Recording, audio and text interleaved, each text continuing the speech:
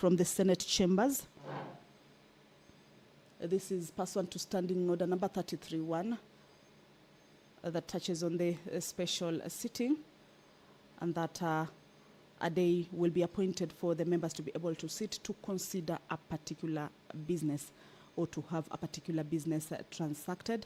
In today's special sitting is that there are two businesses set aside to be considered. The Climate Change Amendment Bill 2023 that is scheduled to be read for the second time on the floor of the Senate chambers, and give room for the members to be able to ventilate on that particular bill, as well as the second business to be transacted is consideration of a motion to have the Senate calendar altered for the second session. But currently is a 10-minute quorum bell. This is pursuant to the House Standing Order number 40, that at the commencement of the business or at the commencement of the House, then there has to be a quorum of about 15 members in the chambers. And if not, then a quorum bell will be rung for 10 minutes. This is to give room to the members who may be within the precincts of Parliament, but yet to get to the chambers to be alerted that the House has begun and their presence in the chambers is highly required. So they make their way to the chambers as fast as possible. So for now, we will be seeing members walking into the chambers, but once the quorum is achieved, then the sergeant at arms will alert the clerk and the speaker will call the House to order. There you can see the majority leader, Honorable Aaron Cheriot, engaging one of the clerks there. And members will be getting into the chambers until the House has achieved its quorum. Therefore, the business can continue.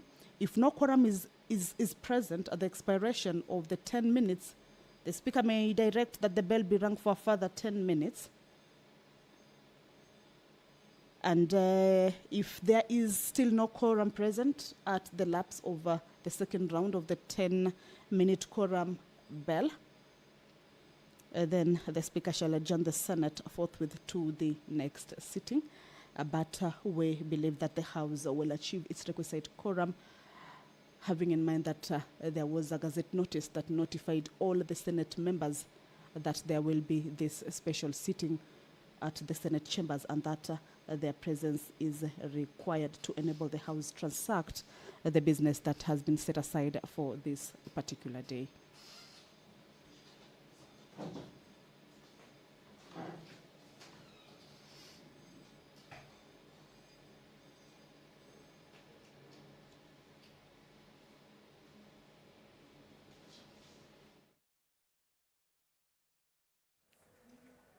Clerk, kindly proceed to call the first order.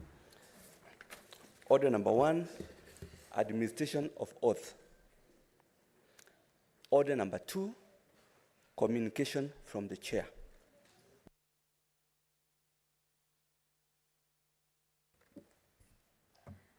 Senator Wafula and Senator Boni,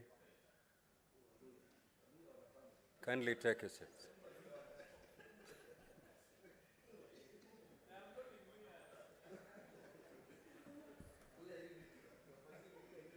What is your point of order, Senator Mandago?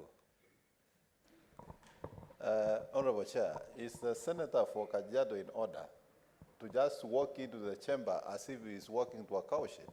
He must obey the rules of the House.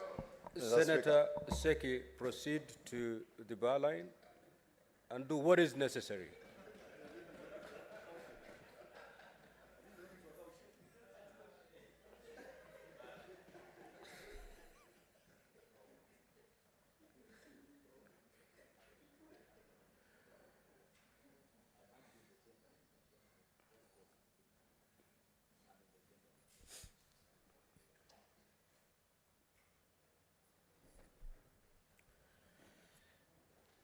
Honorable Senators, I do welcome you to these special sittings of the Senate. The sittings are a follow-up to the one held on Tuesday, 29th August 2023, so as to conclude on urgent legislative business. On the request of the Senate Majority Leader, via a letter reference number SAN/ML/009/co, dated 25th August 2023, and with the support of the requisite number of senators, I appointed today, Thursday 31st August 2023, as a day for special sittings of the Senate, to begin at 9:30 a.m. and at 2:30 p.m. The appointment was made via Gazette Notice number 11580, dated 29th August 2023. In the Gazette Notice, I indicated that the business to be transacted at the special sittings shall be as follows. 1. Consideration of the Climate Change Amendment Bill, National Assembly Bills number 42 of 2023, and 2. Consideration of a motion on the alteration of the Senate calendar for the second session. Honorable Senators, at the morning sitting, the Senate will consider the Climate Change Amendment Bill, National Bills number 42 of 2023 at the second reading stage. The Senate will also receive the report of the Standing Committee on Land, Environment and Natural Resources on the bill, and a notice for alteration of the Senate calendar will be given. The business schedule for the afternoon sitting will be consideration of the said bill at the Committee of the Whole and third reading stages, as well as debate on the motion for the alteration of the Senate calendar. In accordance with the Standing Order 33.5, the business specified in the Gazette Notice referred to above and outlined in the order papers shall be the only business before the Senate during the special sittings, following which the Senate shall stand adjourned until the date specified in the Senate calendar. I thank you. Senators, you may walk in before I make this second communication.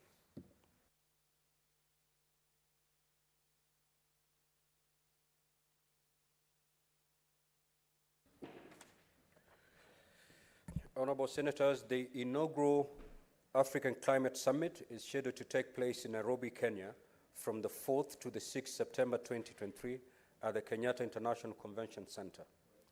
This event, monumental in its nature, is spearheaded by the government of Kenya through the efforts of His Excellency President William Ruto, PhD, CJH, and convened in partnership with the African Union Commission, the Global Center on Adaptation, and the African Development Bank. The summit represents an unparalleled opportunity for the African countries to address the challenges posed by climate change. The summit will explore the following 6 thematic areas that have been identified to combat climate change for tangible solutions and actions. 1. Climate finance. 2. Mitigation and green growth. 3. Climate adaptation and resilience. 4. Loss and damage. 5. Climate vulnerable groups. And 6. Research, innovation, and technology. Honorable Senators, during the Pan-African Parliament Summit on Climate Policy and Equity, which was held in Midrand, South Africa on the 17th May 2023, His Excellency President William Ruto emphasized on the need for an African Climate Summit that provides an opportunity to underscore and forge consensus on the modalities of unlocking Africa's vast potential to give a positive impact on the climate change agenda. Further, a summit that rallies the world to tap on the numerous opportunities that Africa presents towards global net zero carbon emission. The role of parliaments and parliamentarians in this pursuit cannot be overstated.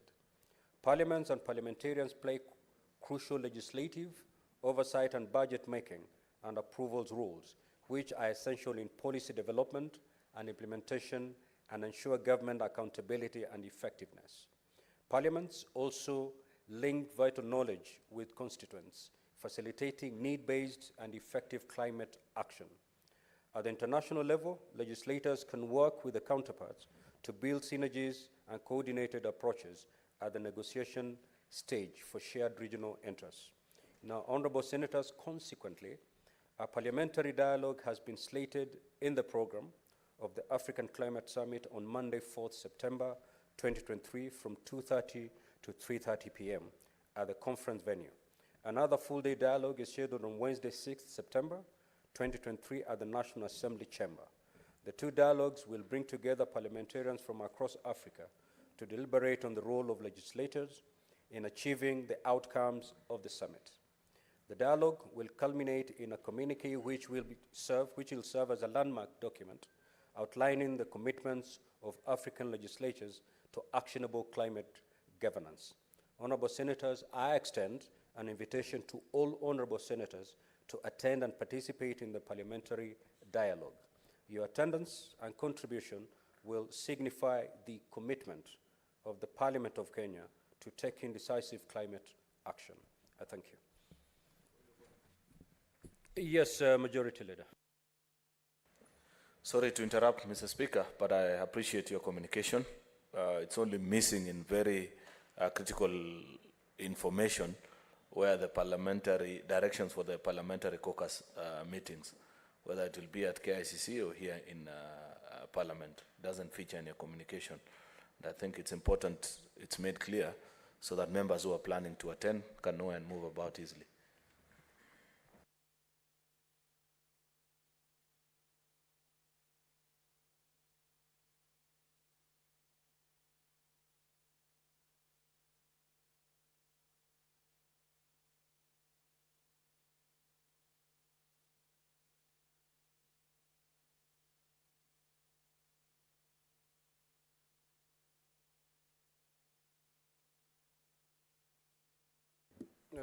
Majority Leader, I had indicated that the parliamentary dialogue that is slated for Monday from 2:30 to 3:30 p.m. shall be at the conference venue. And the full day parliamentary dialogue shall take place at the National Assembly chamber. So those are the two events that will involve the legislators, and therefore senators are encouraged to attend those two sessions. One at the venue of the summit, that is at the KICC, and the one that is going to be a full day dialogue will be done in the National Assembly chamber. So kindly be guided accordingly. Next order.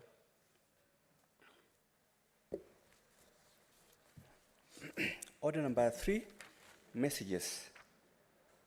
Order number 4, petitions. Order number 5, papers.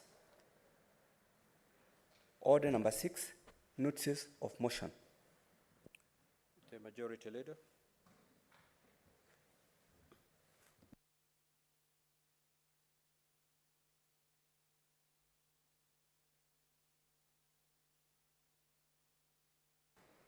Thank you, Mr. Speaker.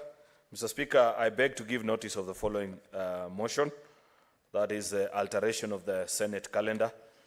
Mr. Speaker, I beg to give notice that notwithstanding the resolution of the Senate made on the 16th of February 2023, which is the approval of the Senate calendar on 29th of March 2023 and on the 27th of June 2023, alteration of the Senate calendar, pursuant to Standing Order number 32-4, the Senate resolves to further alter its calendar, that is regular sessions, for the second session 2023 in respect of Part 5 to resume from recess on Tuesday, the 12th of September 2023.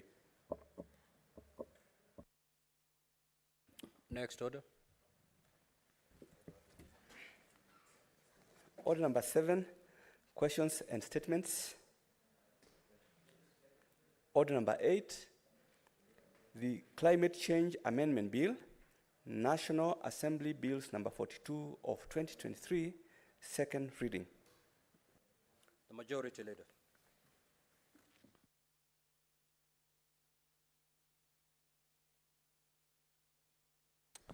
Thank you, Mr. Speaker. Mr. Speaker, I beg to move that the Climate Change Amendment Bill, National Assembly Bill number 42 of 2023, be now read a second time. Mr. Speaker, this is a very important gathering of the Senate today, this morning. Mr. Speaker, we are meeting here, gathered as a House to consider this bill, the Climate Change Amendment Bill 2023, a bill that was published on 23rd, published under the Gazette Supplement number 127 of 2023, considered by the National Assembly and passed on the 23rd of August 2023. Thereafter, this bill was referred to us for consideration. Mr. Speaker, you are aware that this coming few days, the whole conversation across the continent of Africa is about climate and the climate change, and the conversation being altered in favor of no particular player, because, Mr. Speaker, we have been reminded on many conversations across this globe as the world continues to meet and gather in the COP meetings, that the global conversation is not just, the climate conversation rather, Mr. Speaker, sorry, is not about the global south or global north, but rather how do we convert and mitigate the negative effects of climate change so that we have a peaceful or a better climate for all of us on the globe. Mr. Speaker, it has been demonstrated ably that there are no winners and losers in this climate conversation. Many thought that the ravaging effects of climate change will perhaps be felt more in the global south than in the north. But the events of the last few years, Mr. Speaker, while we continue to battle things like drought and perhaps maybe other factors, Mr. Speaker, you have seen other more devastating effects actually in the global north as well. And this has led to the realization by every policy maker, every key decision maker on the globe, Mr. Speaker, that this is not an idle conversation, that this is not something you can afford to play the usual games of the world where people sit pretty. Those in the global north consider it to be a problem of the south, and those in the south imagine it to be a problem far too much disposed of the effects here in the south, and therefore don't give due consideration to it. And therefore, Mr. Speaker, this bill makes an amendment to a bill that we passed in this House in 2016, the Climate Change Bill, Climate Change Act actually of 2016.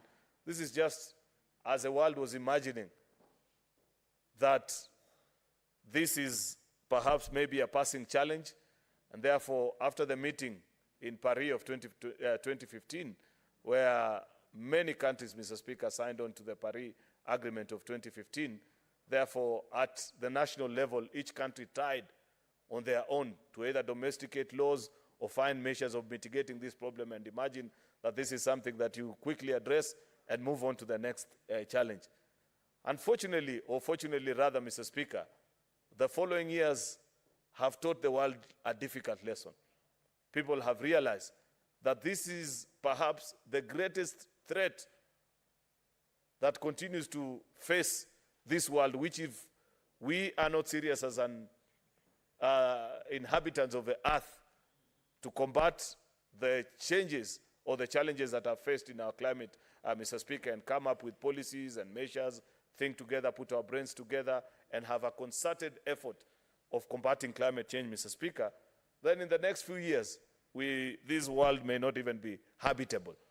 And I guess subsequently, Mr. Speaker, that is why the conversations have moved and become better.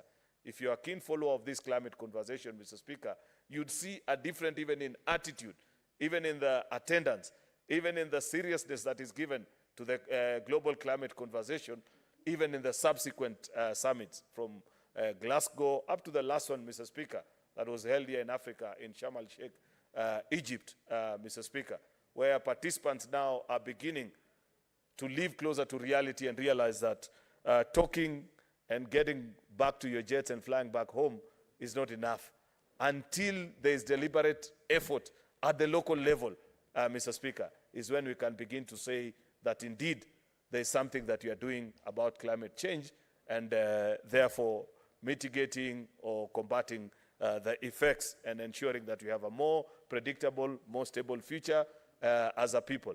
And therefore, it is on this backdrop, Mr. Speaker, that we have actually come up with this particular bill. And I have seen, I know colleagues, senators have taken time to read through, understand, because this conversation, Mr. Speaker, is something that we live through daily in our lives. You know, Mr. Speaker, that immediately this administration came into office, realizing, because I think at the time when we just finished the last election, when this Senate was just being sworn in, this country was facing the worst drought that the nation had ever faced in the last 40 years. And you know very well that the people you represent in this house were faced with very serious effects of hunger.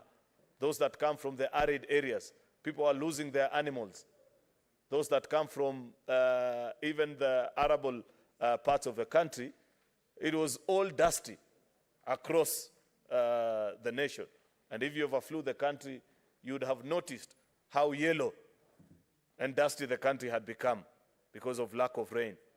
And those are just part of the effects, and therefore this conversation began, and people began taking it seriously. In fact, when we said we need to invest and set resources, I think the figure has been put at close to 400 billion that is needed to not only just grow, and not only plant, but actually grow.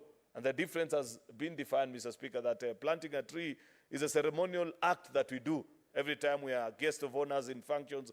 I see many of you on weekends. You'd see Senator Manzo in Makueni Primary School invited. You just drop a tree, get your spade, and quickly wash your hands. Perhaps even sometimes forget to water it and move. That is what we were accustomed to. But like I have said, Mr. Speaker, we are slowly evolving and realizing the importance of this conversation, and that's why you have found we are being nurtured to appreciate and know that it's not just about planting a tree, but growing it, going back to check on it, Mr. Speaker, and ensuring that the tree that you plant, how is it doing? Mr. Speaker, you know, last week or the week before, when we had the Devolution Summit, they did something quite significant, and I appreciate, because each tree that was planted had a name by that particular tree. I remember the complaints of Senator Okiya Omtata, who is here, that when he got there early in the morning, he couldn't identify the tree that was set out. I don't know if he went to plant or somebody planted it for him, but I want to encourage him that each time, if he drives to Busia via Eldoret, stop by the, what is the name of that place you're planting mandago? I think the Arboretum in Eldoret, where we planted those trees, and check on the trees that you planted, because that is the act that you are being taught. It's not just about planting, but growing. Ensure, even the schools that you go to, and you're a chief guest, appoint somebody, ensure that the trees that you grow, because we are on a race for 15 billion trees to grow our forest cover over to 30%. That's one of the surest ways within which we can make sure that we mitigate the effects of climate change and live in a decent environment, have food security, and even overall improve the quality of life of where we live, be it here in Nairobi or back in our rural homes, Mr. Speaker. Therefore, like I have mentioned, Mr. Speaker, this bill seeks to amend the Climate Change Act, a bill that we passed here in 2016, and provide for a national legislation intended to enhance response to climate change and provide the mechanisms to measure and measures to achieve low-carbon climate resilient development. However, Mr. Speaker, you know, like I had laid the background, in 2016 when we were considering the bill, the world was just coming out of Paris, and we were just all happy and thinking that if we went and passed on a quick law, this is the usual challenges that we face in our world. Somehow, somewhere, things will get organized and we will be out of this challenge. But I have said that the last 7-8 years has taught us a very difficult lesson, all of us inhabitants of the world, and people have realized that if we don't take this conversation seriously, then we may not even have a planet to live on in the next few years. And the effects are visible. People can see and people appreciate and know what is happening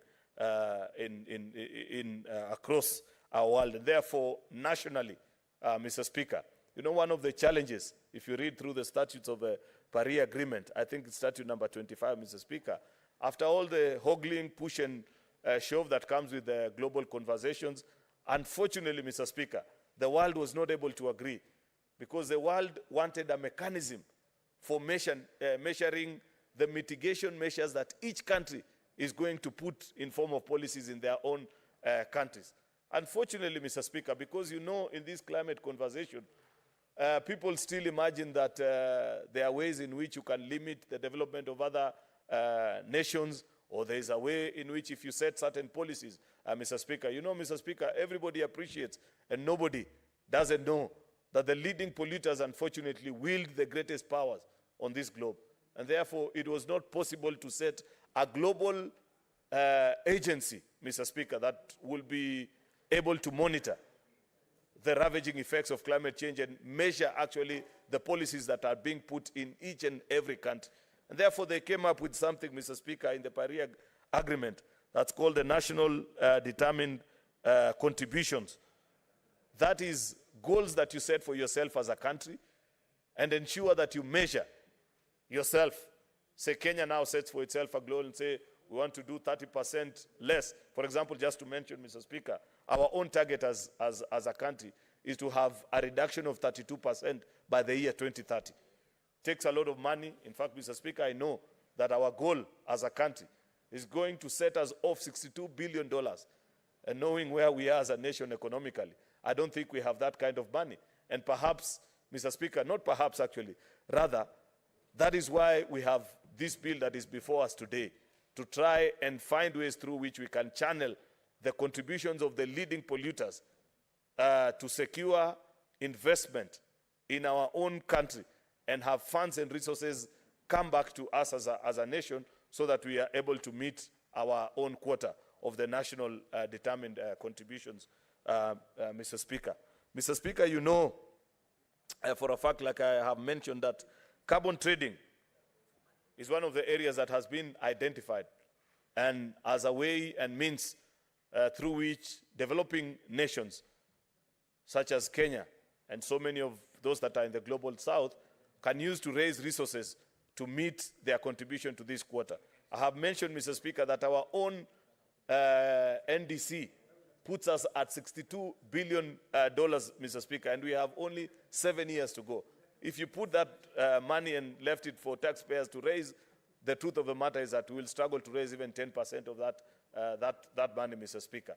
But because of the bill that is before us, and this is why I want to challenge and ask our colleagues that let us consider this bill and put in place mechanisms through which we can attract investment and make sure that institutions and nations that are leading polluters are able, in a way that we can measure fast as a country, identify and say that these are actual investments that are being put. Because one of the challenges that we are having in this carbon trade conversation, Mr. Speaker, is that if you go online, you will read very beautiful and rosy stories about what is happening in different parts of the world. In fact, I know for a fact that Kenya is a leading in this space on the continent of Africa, Mr. Speaker.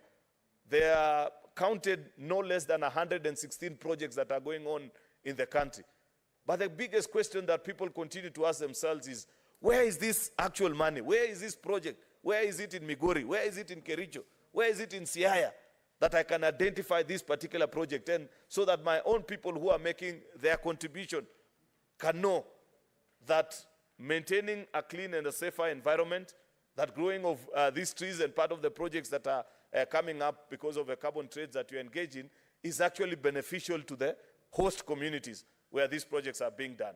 That is the amendment that is before us, Mr. Speaker, ensuring that you set in place the mechanism through which us as a country are able to measure and understand this space of carbon trading. Therefore, the regulation of carbon trading, Mr. Speaker, is crucial not only to mitigate the impacts of climate change, but also to promote sustainable development, attract investment, Mr. Speaker, fulfill our own international commitments that we have signed on, and fostering a green and resilient economy, something that we all aspire to and look up to as a country. Mr. Speaker, you would know for a fact that unfortunately, despite the fact that we have the greatest potential and that we are leading, the rest of the African nations are not sitting pretty on their laurels.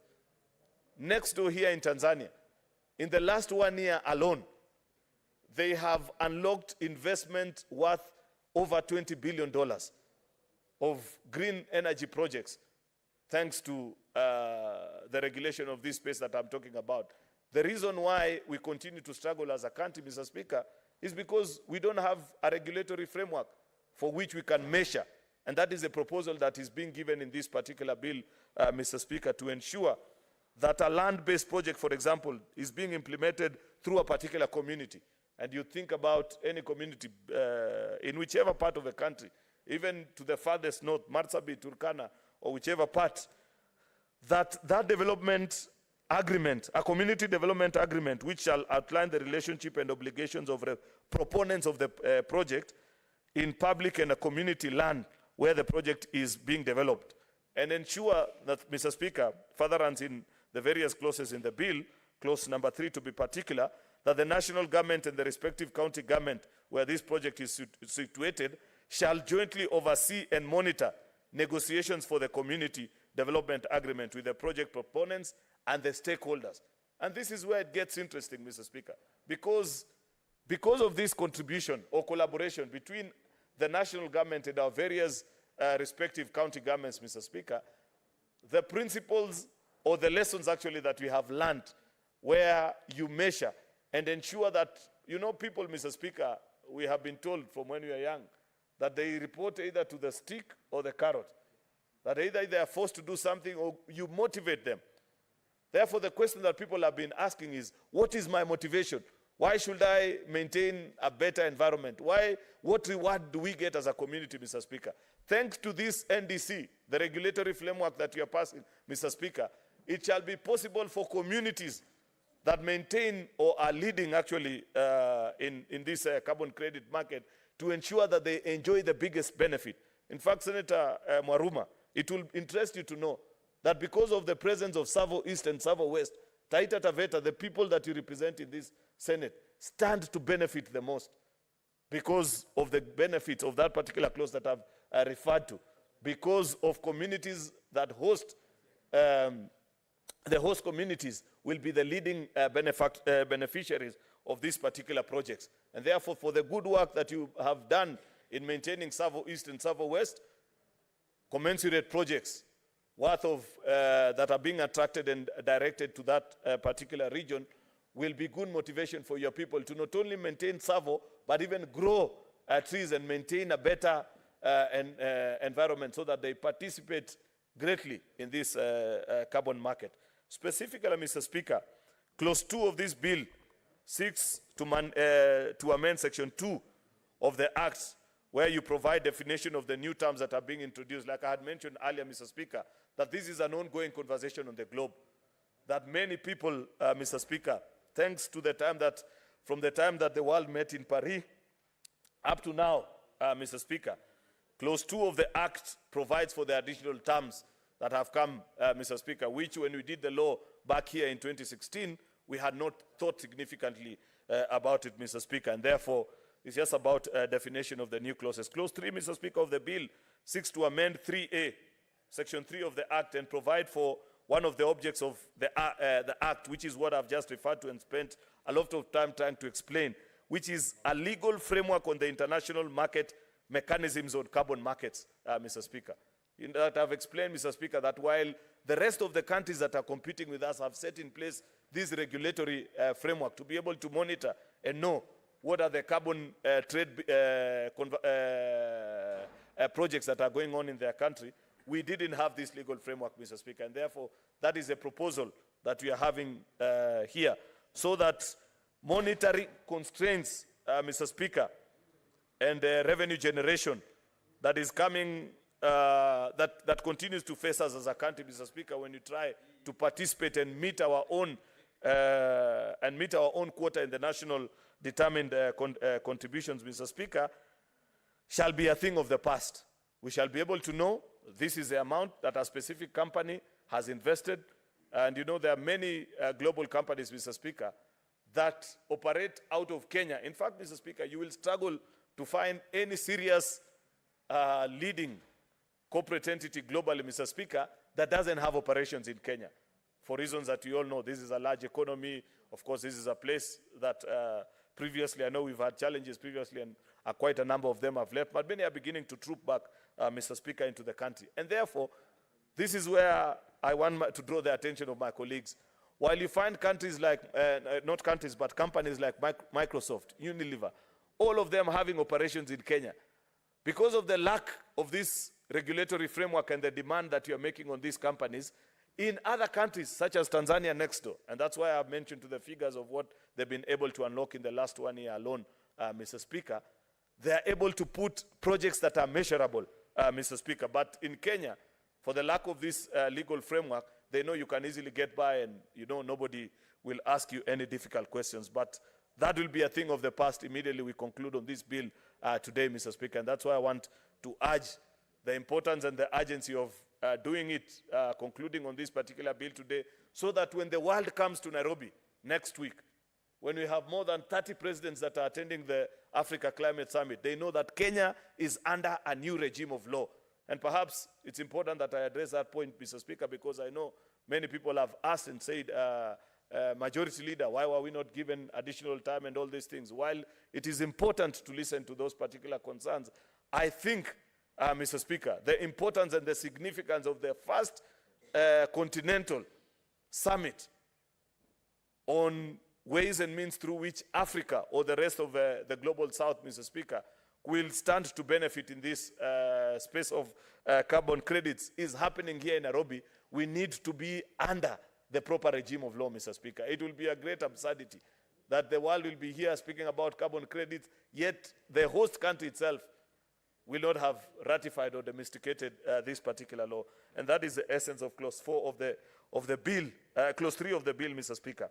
Clause 4 of the bill seeks to amend Section 6 of the Act and insert a new paragraph to provide for the guidance and policy discretion on carbon markets to the national and county governments, the public, and other stakeholders, Mr. Speaker. I had mentioned, and this is an important place for you, us as the House that are defenders of devolution, Mr. Speaker, that it was important, without Clause 4 being included into the bill, without bringing county governments into this conversation, Mr. Speaker, then it would have been an idle venture, Mr. Speaker, because we know all these projects, they take place in our counties. All the mitigative measures, Mr. Speaker, of the action that we need to do as a people, they are done by people in the grassroots, Mr. Speaker. And therefore, it will have been unfair for us to have a bill that doesn't bring the nexus of national and county governments, the public, and other stakeholders, as is being done under Clause 4. Clause 5 of the bill, Mr. Speaker, amends Section 7 of the Act, which is to align and provide for membership of the Council that is being set up for better operations, as well as the same. Clause 10, 11, and 12, Mr. Speaker, I'll try and go quickly after. I'm alive, Mr. Speaker, to the fact of a kind of interest that this bill will generate, and perhaps members will want to speak about it, Mr. Speaker, and therefore I don't intend to take the full 1 hour, but I'll try and quickly rush so that maybe the rest will be said by the seconder, the chairperson of the committee, Mr. Speaker, of the additional things that probably I may have forgotten. During his time of seconding, he may mention perhaps some of the things that I easily could have forgotten or rushed over, Mr. Speaker, in the interest of time. So I mentioned that Clause 10, 11, and 12 of the bill seeks to amend Section 15 and 16 of the Act to empower the Cabinet Secretary to make regulations as the Council's mandate is of a higher level of providing overarching policy and the National Climate Change Coordination Mechanism. There is an insertion of a new Part 5 which provides for regulation of carbon markets. This is very important, good people. I have mentioned, Mr. Speaker, that in this conversation on the climate issues that face the world, there is a lot of hypocrisy. I have mentioned further, Mr. Speaker, in my opening remarks that unfortunately the leading polluters, the people who are supposed to pay the most because they have gotten us fast where we are, unfortunately wield a lot of power on this globe, Mr. Speaker. And therefore, unfortunately, Mr. Speaker, because of the immense power that they wield, if you do not set it by regulation and ensure that you have a way through which the Cabinet Secretary is able to bring to our delegated legislation committees, Mr. Speaker, regulations frequently, so that if you have a particular project that is being introduced into the country, Mr. Speaker, you set up ways and means of monitoring and ensuring that those organizations, the corporations, anybody that wants to participate in the carbon market, Mr. Speaker, is monitored, and whatever they pledge, because people talk a lot, Mr. Speaker. I have mentioned that if you follow the conversations in Glasgow, and I think London thereafter, Mr. Speaker, it's only eventually the last 1 or 2 years leading up to Sharm el-Sheikh in Egypt early this year, Mr. Speaker, that people have started being serious with each other and realizing that just coming, putting on your nice little suits, speaking on all the nice conversations about what needs to be done and retreating back to wait for the summit next year, is it going to get us to a better place? That people have become serious, Mr. Speaker. And therefore, even us, by way of regulations, Mr. Speaker, we must ensure that we have, first of all, people who, especially the institutions that will do the monitoring, Mr. Speaker. And I know I saw people present, Mr. Speaker. I think I happened to have caught on to the presentation while it was being made yesterday. And I saw part of the memorandum that had been sent, that there are Kenyans actually who are taking this conversation seriously, and they were saying, instead of giving it to the Ministry of Environment to be the regulator or the people that measure the practice of a carbon market, why don't you liberalize it and leave it to the private sector? In any case, it has been found to be more effective than government. I think that's a conclusion that we far reach as a country. And while I agree with them, Mr. Speaker, I think perhaps, and this is something which the importance of clause 10 and 11 and 12 on the powers that are being given to the cabinet secretary, while the overarching regulator of this space and market, Mr. Speaker, will remain to be the government of Kenya, I think it will be better if they license, and that is something which they can address when they eventually bring the regulations here, Mr. Speaker, provide the mechanism and the framework through which you can leave it to the private sector, people who have the competence of measuring this carbon market and who have been part and parcel of this conversation far longer than many of our officials say at the ministry level, so that we ensure that nobody takes advantage of us as a country, Mr. Speaker. Because if you're not careful, Mr. Speaker, unfortunately, people will come here and will set up organizations, and like we know, just like happens in the NGO world, Mr. Speaker, people quote huge figures in the global capitals, the great capitals of the world, of how they are doing great community impact projects in this republic. Yet the truth of the matter is that they are on holiday. They just come here, lounge in five-star hotels, and return back to their country and say, oh, we've just come back from doing a lot of work in Africa, and that kind of, such kind of things, Mr. Speaker. Therefore, it is important, and I hope that when the Cabinet Secretary eventually sends regulations on the people that will monitor the national determined contributions, and secondly, those that are participating in the carbon markets, Mr. Speaker, they'll set up local enterprises. In fact, Mr. Speaker, this is such an important natural resource because the rest of the world doesn't have it. They're craving it. That's why they're investing here as a way of offsetting.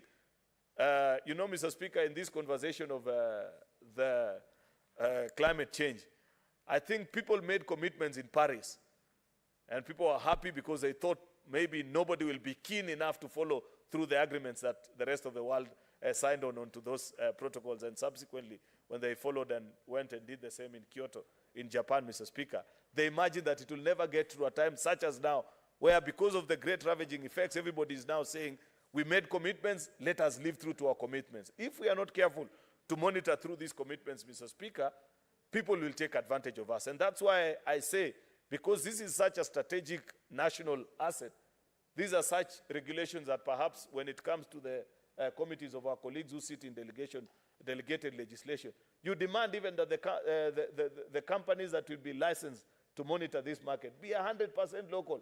Let them be fully owned by Kenyans, because it's only a Kenyan that believes in their own country that will want the best for their own nation. At the end of the day, if you're not invested somewhere, and I think it's the same principle that applies, it's very difficult. The reason I cannot run, Mr. Speaker, to be senator of Tana River is because I don't own even a cat there. And if I go there, people will ask you, what do you know about this particular place? Same principle should apply, that if you want to monitor the market here, let it be done. And there is no lack of competent Kenyans, Mr. Speaker, who understand this space that can do it.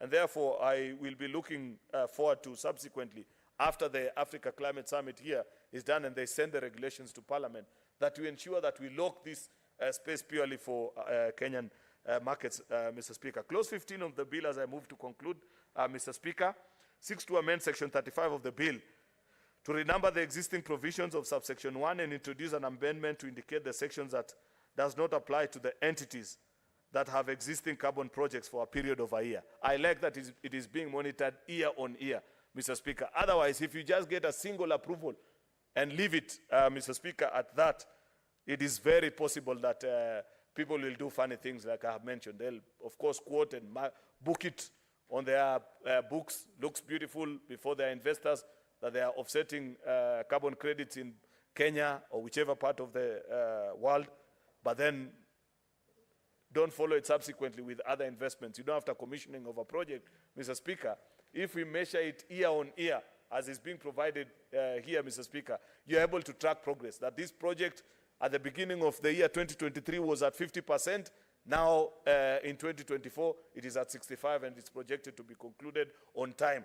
That's the importance of clause number 15. Clause 16 of the bill, Mr. Speaker, insert new paragraphs on the regulations of carbon markets, carbon trading, carbon registries, and non-market approaches, Mr. Speaker.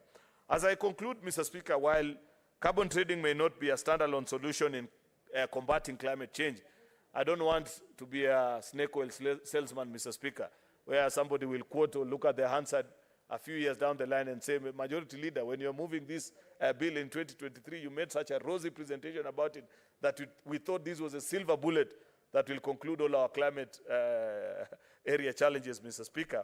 I don't think that this alone will solve that particular problem, but it is such an important milestone. It gives us such momentum, Mr. Speaker, that jointly together with other national efforts and the things that are being done by other brilliant Kenyans, Mr. Speaker, which I'm aware we shall be seeing next week at KICC, Mr. Speaker, we shall be able to come up with better strategies, Mr. Speaker, on at reducing greenhouse gas emissions, which will impact climate change, Mr. Speaker. We are aware, Mr. Speaker, that many Kenyans actually have made huge sacrifices for many years. Mr. Speaker, I know for a fact, for example, and many times when we speak about issues of climate change, we celebrate the work of the late Nobel laureate, Professor Wangari Maathai, and her contribution to us as a country. But I know for a fact that besides her, there are many Kenyans, some even not local, and perhaps they challenge my earlier theory on making it 100% local. I know, and I want to celebrate somebody like, Mr. Speaker, Bob Munro of the Mathare Youth Sports Association, Mr. Speaker. A Canadian, came into the country in 1987, has lived with us, working with communities in Mathare and all over Eastlands in Nairobi, Mr. Speaker, using sports, but more importantly, challenging, writing papers, informing various governments, Mr. Speaker, on how to combat climate change. His work for the last 35 years can be felt across not only just here, Mr. Speaker. I know for a fact, despite, unfortunately, and we do not celebrate such good Kenyans, Mr. Speaker, for the work that he did.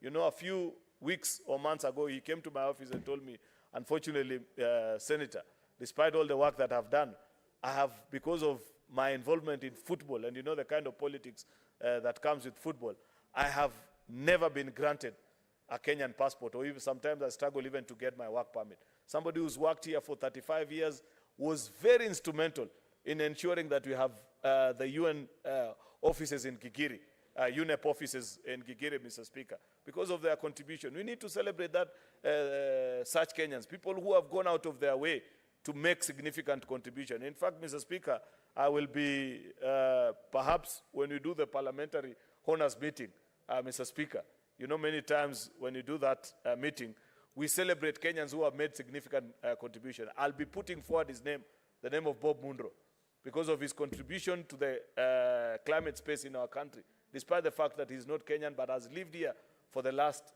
close to 40 years, working with communities in our slums and in different parts of the country, has attracted investment here, to be celebrated during this year's Mashujaa Day. And so many of you, so that we challenge other Kenyans like you, lead this charge, colleague senators. I want to encourage all of us that set up community champions, even in your own local schools, have scouts that work and do work and follow the eminent work of Kenyans that have set the trail in this climate space. Kenyans like Wangari Maathai, Bob Munro that I have just mentioned, Mr. Speaker, so that we have a greater environment and don't just speak about climate, Mr. Speaker, when looking back and saying what should have been changed. We can influence the future, Mr. Speaker, so that we don't just look back and meet, Mr. Speaker, such as the time that we are meeting now in Nairobi, to try and rectify what can go wrong. It is possible to influence the future, Mr. Speaker.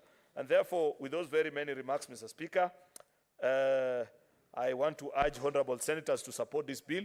We move and conclude on it so that next week, when 30 or 40 heads of states that have confirmed their attendance to the Africa Climate Summit come into the country, they appreciate and know that Kenya as a nation is serious on this conversation on climate change. And we maintain our position as a leader of Africa in the climate space, Mr. Speaker. You know that we lead on that particular front, including even in our energy sector, Mr. Speaker, something worth being celebrated about, that we are leading in terms of percentage of clean energy. Of course, there's still a lot of work that needs to be done, but we have done well as a country. You know, we don't celebrate ourselves many times enough for the good work that we have done, and perhaps we can learn and build on.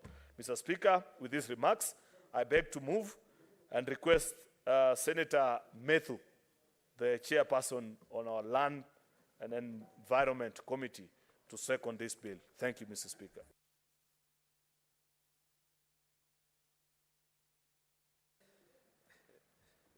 Thank you very much, Mr. Speaker, for this opportunity to second this particular motion, Mr. Speaker. And from the onset, I would want to say that I'm quite surprised that I didn't know that Senator Cheriot, the leader of majority, has that in-depth knowledge on matters environment and climate change. I feel very challenged that he has understood the meat and crust of why we actually need to do this particular amendment. And as I second, Mr. Speaker, I don't want to say, a lot of issues that I actually need to say have been said by my brother, Senator Cheriot.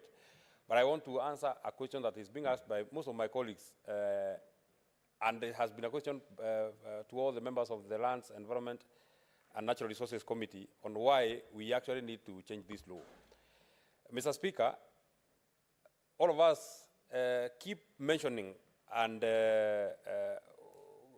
we base our argument, Article 42 of the Constitution, that every person has a right to a clean and healthy environment, Mr. Speaker. But then there is a process to it, Mr. Speaker. And where there have been some naysayers on the climate and environment space, Mr. Speaker, it is then apparent that all of us now agree that challenges that come with global warming are here with us, Mr. Speaker. Everywhere in the world, Mr. Speaker, our climate and climatic way of how we are used to has changed drastically, Mr. Speaker, from prolonged droughts, Mr. Speaker, to some places, Mr. Speaker, suffering from very serious droughts and famine, Mr. Speaker. And we, as the people of Kenya and the Kenyan government, Mr. Speaker, when we ratified the Paris Agreement, just as my brother Senator Aaron has mentioned, on December 26, 2016, Mr. Speaker, we set our target of carbon emissions to less than 2 degrees Celsius, or less than actually 1.5%, Mr. Speaker. But then, what Senator Cheriot has said, the challenge that we faced, and out of the 13 memoranda that we received as a committee, Mr. Speaker, they are speaking to this particular question: why do we need to do this bill? And the Minister for Environment, because this is a government-sponsored bill, when she appeared before us, that was a very pertinent question. Why do we need this bill? Why do we need to regulate the space about, around carbon trading, Mr. Speaker? There is something that is very clear in the minds of everybody here, that even as we speak about carbon trading, there are 116 organizations that are dealing with carbon credit, Mr. Speaker.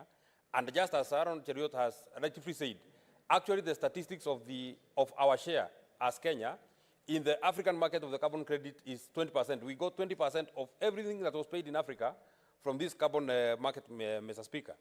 But none of the people who are here, or very few of the people who are here, Mr. Speaker, have the clarity of how this money was paid, who was paid, and how they were paid, Mr. Speaker. Just yesterday, Mr. Speaker, we were seated here, and the senator for Machakos was asking the cabinet secretary, now that carbon harvesting is happening in Chulu, I think some place called Chulu in Machakos, Mr. Speaker,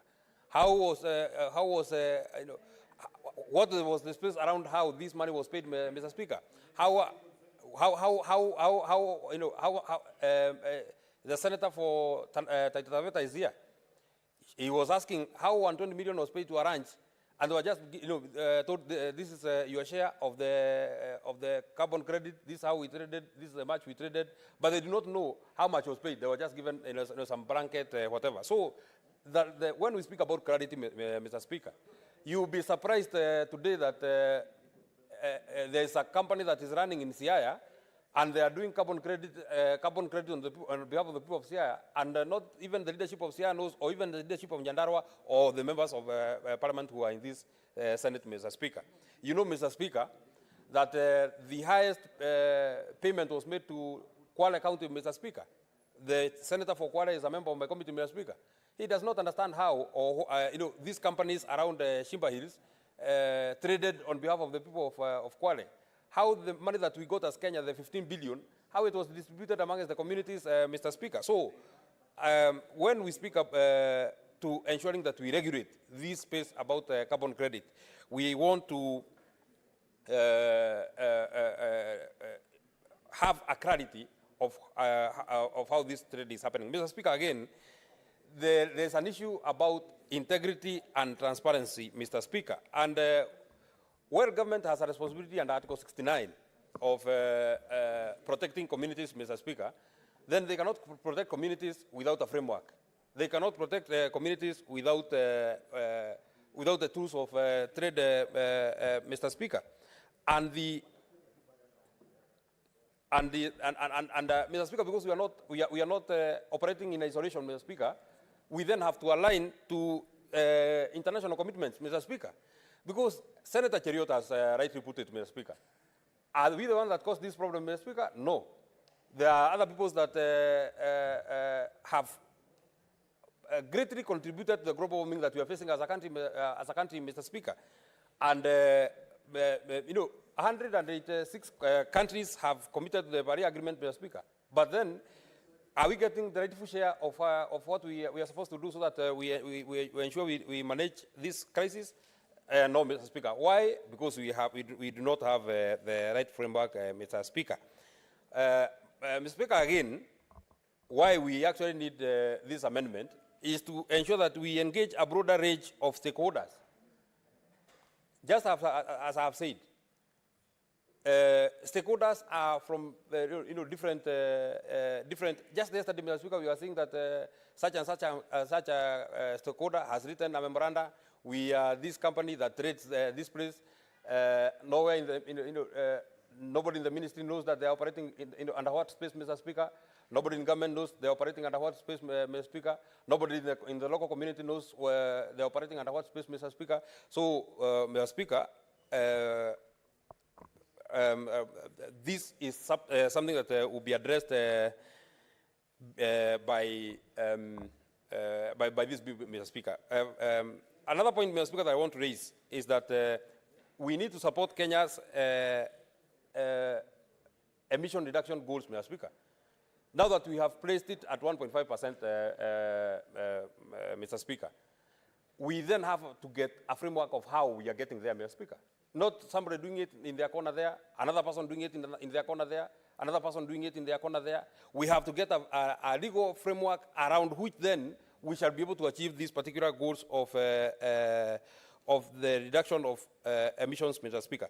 So finally, Mr. Speaker, because I also want to allow my other colleagues who are here, there's something that has been mentioned about the objects that will come, and we really had pressed the Cabinet Secretary yesterday when she appeared before our committee, Mr. Speaker, on then how communities will benefit from this, so that then government does not become a prohibitor in this kind of, in this market, Mr. Speaker.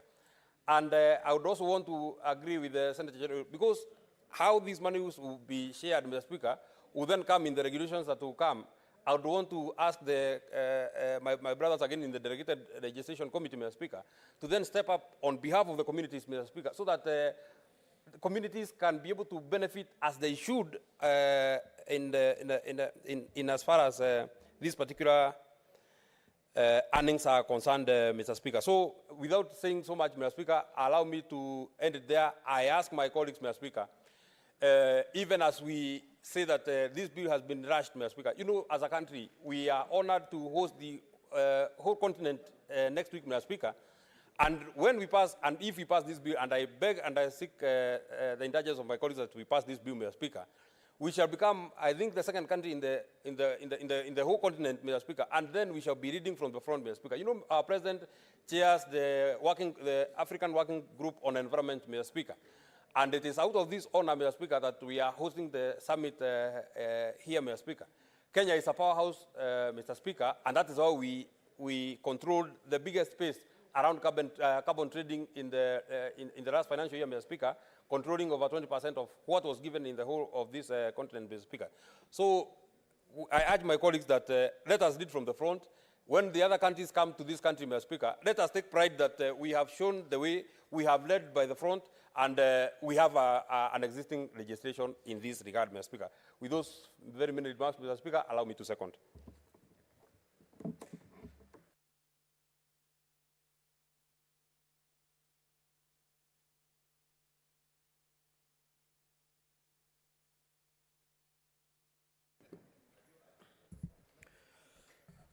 Honorable Senators, I now proceed to propose the question. Senator Methu, kindly. I proceed to propose the question that the Climate Change Amendment Bill, National Assembly Bills number 42 of 2023 be now read a second time. Senator Enoch.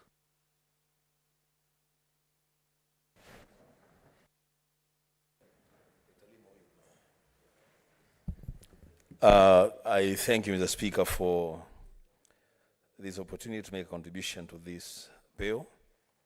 From the onset, Mr. Speaker, I support the bill. Mr. Speaker, so that we put our house in order, and because this is a very important bill, an opportunity for us to show true bipartisanship, I would have expected that the leader of majority would have asked the leader of minority to second the bill, in which case then we would have carried the hours together. Then the able senator, the chairman of the Environment Committee, would have come first to make a contribution to the bill. The Speaker, next time the leader of majority calls a special sitting, then consideration must be given to the minority side. The Speaker, having said that, I say that in this bill, we have an opportunity to make a lot of things that have gone wrong to make them right. The Speaker, I'm encouraged that in a few days, the Global South, in fact, the entire world, will be coming to Kenya. So Kenya will be hosting the globe to discuss matters environment, to discuss matters climate change. And Mr. Speaker, this presents us as a leadership in this country then to put our best foot forward as we receive the world to discuss climate change issues. The Speaker, while moving this bill, the majority leader made reference to a distinction between planting trees and growing trees. The Speaker, I think a time has come, and now is, when all of us as leaders then must begin to think of viable initiatives that will culminate in every plant that is planted, every tree that is planted to grow to maturity. Mr. Speaker, it is one thing to say that we want to plant 15 billion trees. It's achievable. But out of those 15 billion trees that we plant, how many will grow to maturity? That is a conversation that we must have as leaders, and the beauty about climate, Mr. Speaker, is that it knows no side. It doesn't know the leadership in the minority or the majority. It affects all of us equally. So, Mr. Speaker, we need to come up with initiatives to grow trees.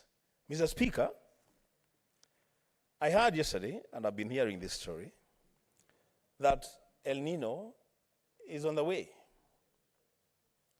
The Speaker, we must find a silver lining, even in that extreme weather condition. This is the opportunity now for regions of this country that are known to be rain deficit to move with speed and put in place measures to grow as many trees as possible. And in fact, even as we grow those trees, then we encourage sections of this country, counties in this country, to formally enter in the carbon market. Mr. Speaker, going to the bill, I want to say that this bill has come to us a bit late. We must be our own critics. We must be able to look ourselves in the mirror and tell us the truth. That, Mr. Speaker, we are amending a bill that was passed in 2016. Matters climate move very fast. This actually should be a fourth or a fifth amendment to the 2016 bill. But, Mr. Speaker, because we have to deal with it as it is, and as we deal with it, Mr. Speaker, we are actually in a race against time in the eyes of the world to tick boxes, because that's what we are doing. Now we have visitors coming in a few days. We have to be seen to belong, so we have to pass this bill. For that reason, we have called a special sitting of the Senate so that we fast-track this bill. Mr. Speaker, going forward, it is only important that as leadership, we are proactive on matters that affect us as a nation. The Speaker, we are, as a country, we are a state party to the Paris Agreement on climate change, and so we must lead ourselves by example, knowing, the Speaker, that we are the headquarters of the United Nations Environment Program. We in the entire world, when on matters environment, the entire world, they bows before Nairobi. The Speaker, for that reason alone, and you know, the Speaker, for us to host UNEP is not an easy thing. Germany, you know, all of us know that Germany has really been pushing to relocate UNEP to Bonn. They have even constructed an entire headquarters. They're just waiting for that day that will get a node to relocate UNEP from Nairobi to Bonn in Germany. The Speaker, because of that, we must be very proactive on matters environment as a country. The bill, Mr. Speaker, so that I don't take a lot of time on it, the bill is though late, is timely to the extent that it seeks to mainstream the role and functions of the youth within the council, the Climate Change Council. I'm actually, Mr. Speaker, taken aback because the Mother Bill, the Mother Act, did not think that the youth should have a role in the council. This amendment recognizes the role of young people in the council. And this is important because when we talk, even when we talk agriculture, Mr. Speaker, we all say we want to make agriculture young, we want to make farming young, we want to encourage young people when they leave school, instead of going to look for jobs, they can employ themselves in the farms. Now, Mr. Speaker, is an opportunity, because the young people have been mainstreamed in the council, for them to even be encouraged to start tree plantations and enter the carbon market and begin to earn from it, Mr. Speaker. Lastly, Mr. Speaker, this bill, when it comes to regulations, I will be asking the Committee on Delegated Legislation to also be proactive in their engagement with the Cabinet Secretary responsible for environment to ensure that, Mr. Speaker, these things, beyond the definitions that are given in this bill, it is important, especially for the county governments, to be taken through a capacity building initiative to understand how to deal with carbon credits, carbon market, and all those jargons around the carbon trading, Mr. Speaker. It is important that county governments will understand how they can establish county forests and how those county forests could actually begin to become a major source of own source revenue. You know, Mr. Speaker, devolution, as we know it, is supposed to be progressive in a way that at some point, county governments should be generating a lot more revenue for themselves and their expenditure than the money that they receive from the exchequer. This is an opportunity, Mr. Speaker, for county governments to enter into the carbon market, to establish as many forests as we can, to begin trading in carbon from their own resources. Mr. Speaker, with those many remarks, I support the bill. Senator Mungatana.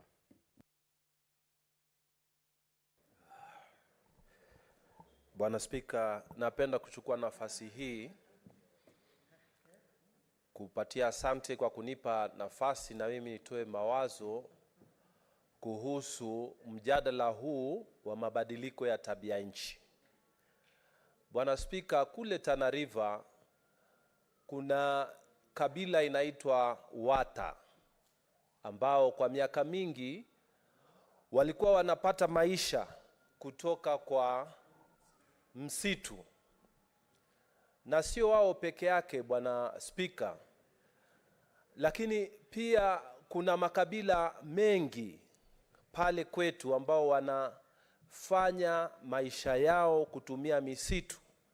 Wiki iliyopita, Bwana Spika, nilikuwa sehemu ya Tana River inaitwa Chara, na huko Bwana Spika, watu wamejitolea kusimamia misitu, kuijenga misitu. Mr. Speaker, Bwana Spika, hata ile tunaita mangrove forest kizungu, wananchi wanajitolea kupitia kwa vikundi vyao kujenga na kuvianzisha tena ile misitu ambayo inaharibika kwa ajili ya mabadiliko ya tabia nchi. Shida ambayo iko, Bwana Spika, ni kwamba wananchi hawa hawapati chochote kutokana na hizi kazi wanazofanya. Kitu ambacho kinafanyika mpaka leo, Bwana Spika, ni kwamba kuko na promises ama ahadi ambazo zinatokea kutoka kwa Wizara ya Mazingira, lakini hakuna kitu ambacho wananchi wanapata. Bwana Spika, nasimama kuunga mkono hoja hii na mswada huu kwa sababu kwa mara ya kwanza tunaambiwa kwamba wananchi ambao wanahusika na kusimamia mazingira yao watapata kitu, na kwamba serikali sasa kupitia kwa mswada huu kutatokea register ya wale ambao wanasimamia ama wanafanya contribution kwa kutunza mazingira, kwamba wao watapata kitu. Bwana Spika, hii ndio pengine hatua kubwa kabisa imefanywa kwa kujenga mazingira yetu, kwa sababu hadi sasa imekuwa tu ni kama mwito. Watu wanatoa mwito, tukinge mazingira, mwito tusimamie mazingira yetu yawe masafi, tufanye hivi tufanye vile ili tuishi na hali nzuri ya kimazingira. Lakini watu hawaambiwi katika kazi ya mazingira kuna pesa, kwamba ukitunza hiyo miti unaweza kupata pesa.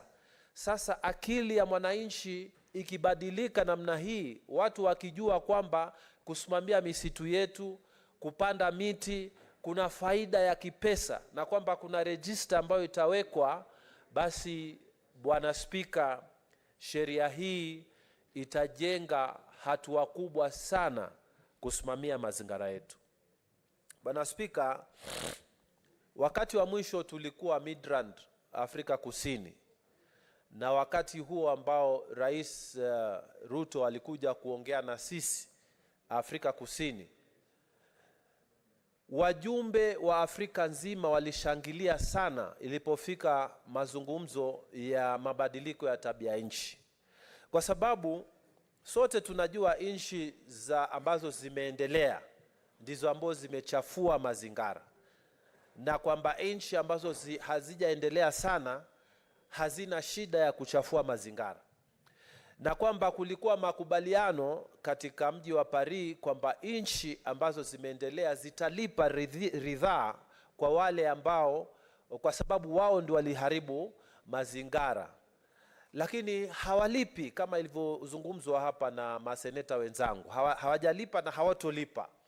Sasa kila mtu, wakati tulipokuwa tunafanya ile debate, kila mtu kutoka Afrika, wabunge, kila mtu anasema lazima tuhakikishe wazungu wamelipa, lazima tuhakikishe watu wa China wamelipa, lazima tuhakikishe, lazima Afrika tuungane, tuhakikishe, lazima walipe. Lakini wakati rais aliposimama akasema sisi tuko na rasilimali, badala ya kuomba watu watufanyie, sisi tuweke rasilimali yetu, ya kwamba wao walipe nchi za Afrika ili ile carbon ambao wanatoa kule wailipie, sisi tuweke rasilimali zetu na wao walipe. Kwa hivyo ilikuwa hali ya mpya, akili mpya ambayo inasema kwamba sisi hatutaenda kuomba watu walipe kwa sababu ya uchafuzi wa hali ya hewa. Sisi tutajenga misitu yetu, lakini tulipwe kwa sababu ya kujenga hiyo misitu. Na watu walishangilia kwa sababu waliona ni akili mbadala ambayo imeletwa. Na tunafurahi sana kwamba sasa mashirika, nchi za Kiafrika, nchi za Ulaya, tunakuja hapa Kenya kuja kuzungumzia hili jambo, ya kwamba sisi kama Waafrika sasa hatutakaa kuomba. Sisi tuko na rasilimali, wale ambao wanachafua walipie zile efforts ambazo tunaweka kusafisha hii rasilimali, kusafisha hii anga ambao wale washaharibu. Kwa hivyo Bwana Spika, mimi ninafurahi sana kuona mswada huu uko hapa mbele yetu, na kwamba wananchi waelewe ya kwamba Senate imekuja kukaa hasusan kwa sababu ya kuhakikisha ya kwamba hii sheria ipitishwe, watu waanze kufaidi, hata kama ni kwa kidogo, watu waanze kufaidi. Tumesikia hapa kuna mashirika ya kutoka nje, Ulaya na wapi, wanakuja kwa kaunti zetu, wanasema wamefanya mambo ya project za mabadiliko ya tabia nchi, wamepata mabilioni ya pesa, mabilioni yamelipwa, lakini wananchi hawajui ni namna gani. Sheria hii ambayo imekuja, ambayo Seneti inapitisha leo, itasema ya kwamba kama kuna projects zozote zinafanywa Tana River, zinafanywa kaunti zingine, watu watajua, kuna register maalum ambayo itawekwa, na watu watapata kujua ni project gani na ni pesa ngapi zinaingia kwa community, na watu wanalipwa pesa ngapi kwa zile efforts ambazo wanafanya kutunza misitu na kupanda miti. Bwana Spika, nimesimama kuomba sote ambao tutazungumzia swala hii, tupitishe mswada huu, tupitishe sheria hii, ili wananchi wa kawaida nao waanze kuona faida ya kupanda miti na kuchunga misitu yetu. Kwa hayo mengi Bwana Spika, ninaomba kuunga mkono mswada huu. Asante. Now, honorable senators, looking at my screen here, there is a lot of interest from everybody. All senators would wish at least to make some kind of contribution to this motion. Now, under standing orders, each senator has a maximum of 20 minutes to make their contribution. If we move that way, then we are going to listen to very few of you, and most of you are going to be locked out of this debate. Now, under Standing Order 111, a motion for limitation of time ought to have been moved maybe before Senator Wambua took to the floor. That wasn't done. And therefore, under the standing orders, we are tied to the fact that each senator will have to make their contributions for a maximum of 20 minutes. However, through a consensus, we may agree, looking at the kind of interest this motion has generated, we may, through a consensus, agree time within which each senator could make their contribution. We can only do it through a consensus because a motion on limitation or debate cannot be moved at this juncture. So, honorable senators, do we then proceed with the 20 minutes per senator, or do we strike a consensus?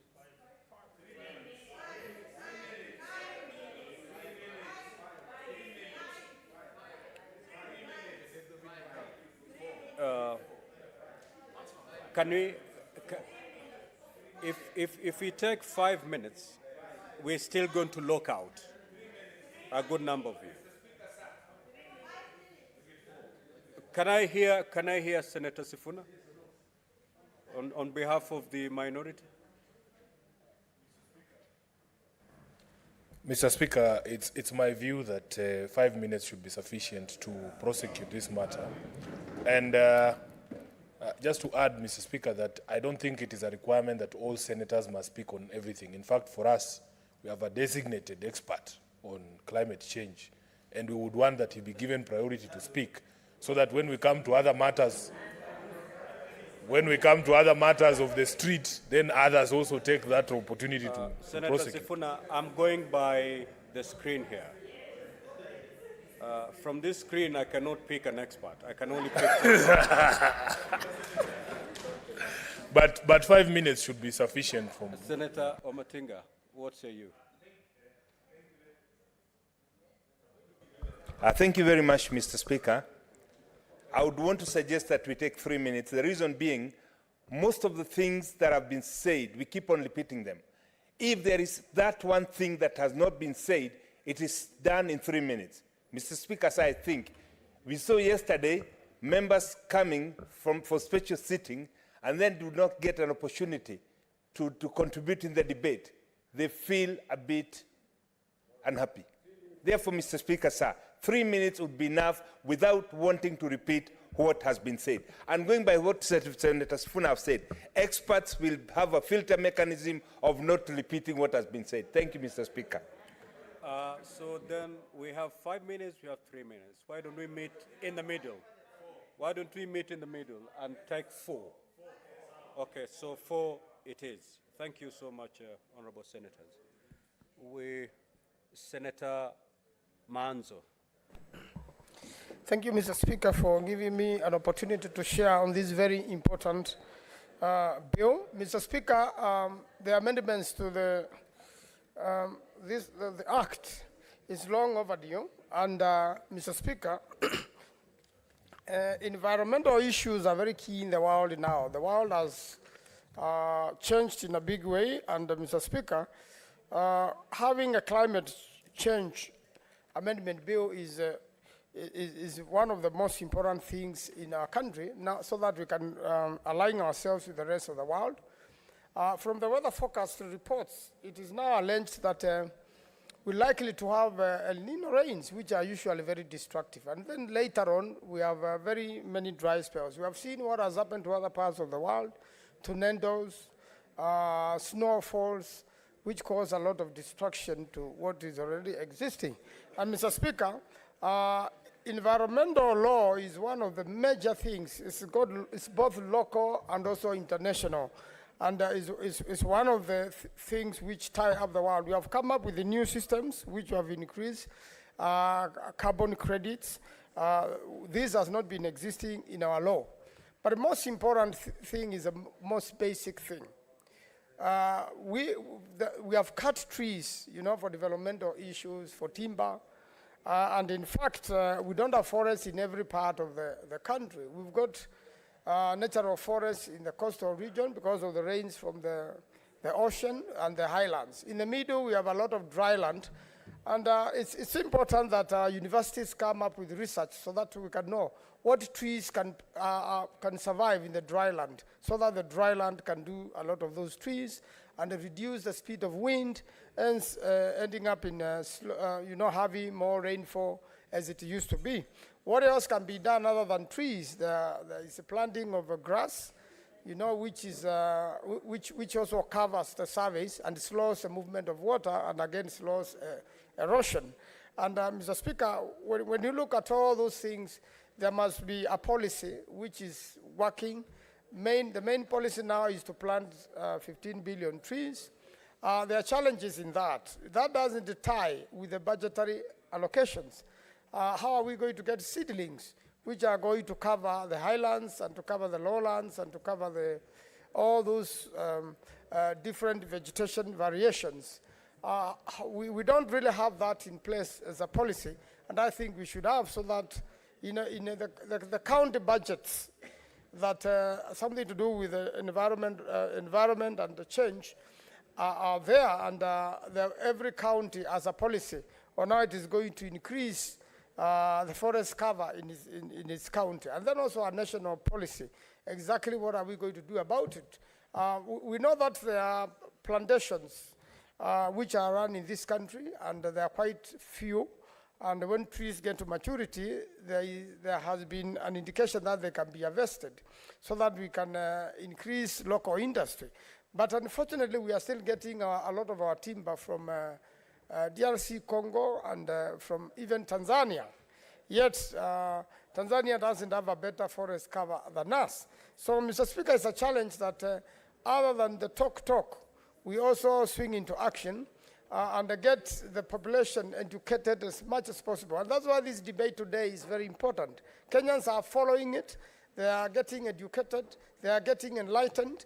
We really need to go back to the schools. And probably the seedlings could be supplied for appropriate climates through schools, so that children can pick seedlings from school and go to plant at home. And that can be done continuously so that we involve the children get to like environment, and again also, we need to come up with a policy. I'm aware that we are doing Thwake Dam in Makueni. There is a Grand High Falls Dam which is coming up in Tharaka, between Tharaka and Kitui, so that we can supply water in the northern part of Kenya. And without water and without... Senator Chute.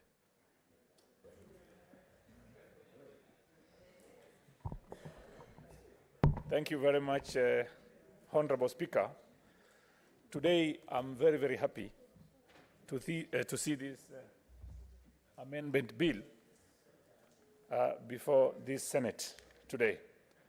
Mr. Speaker, I have already proposed a bill which is supposed to come before this House on carbon credit.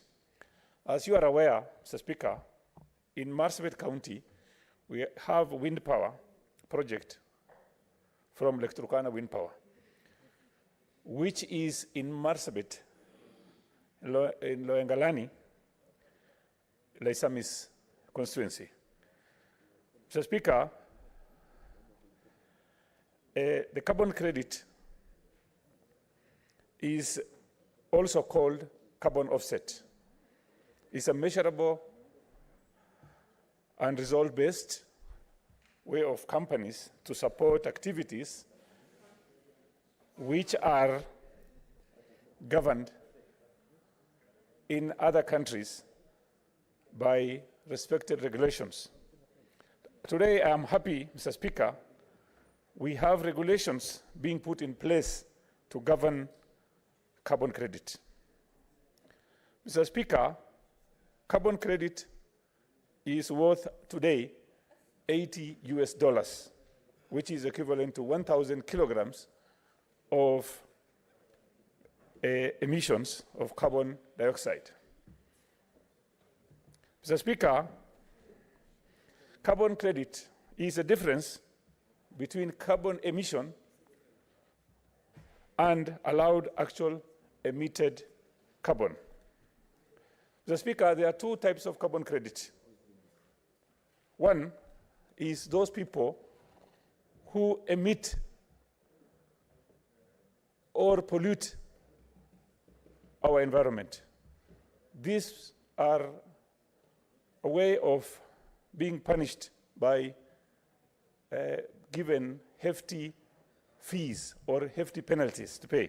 The second one is those who are reducing carbon credit or reducing emission. These are called carbon credit. Mr. Speaker, in Marsabit County, we have Northern Rangeland Trust, NRT, who are discounting the carbon credit. Mr. Speaker, I brought a statement before this House earlier, about, I think, 3 months ago, regarding regulation on carbon credit, which are being performed by NRT, Northern Rangeland Trust. Mr. Speaker, my questions were, one, how much money are you getting from discounting our emissions or credit?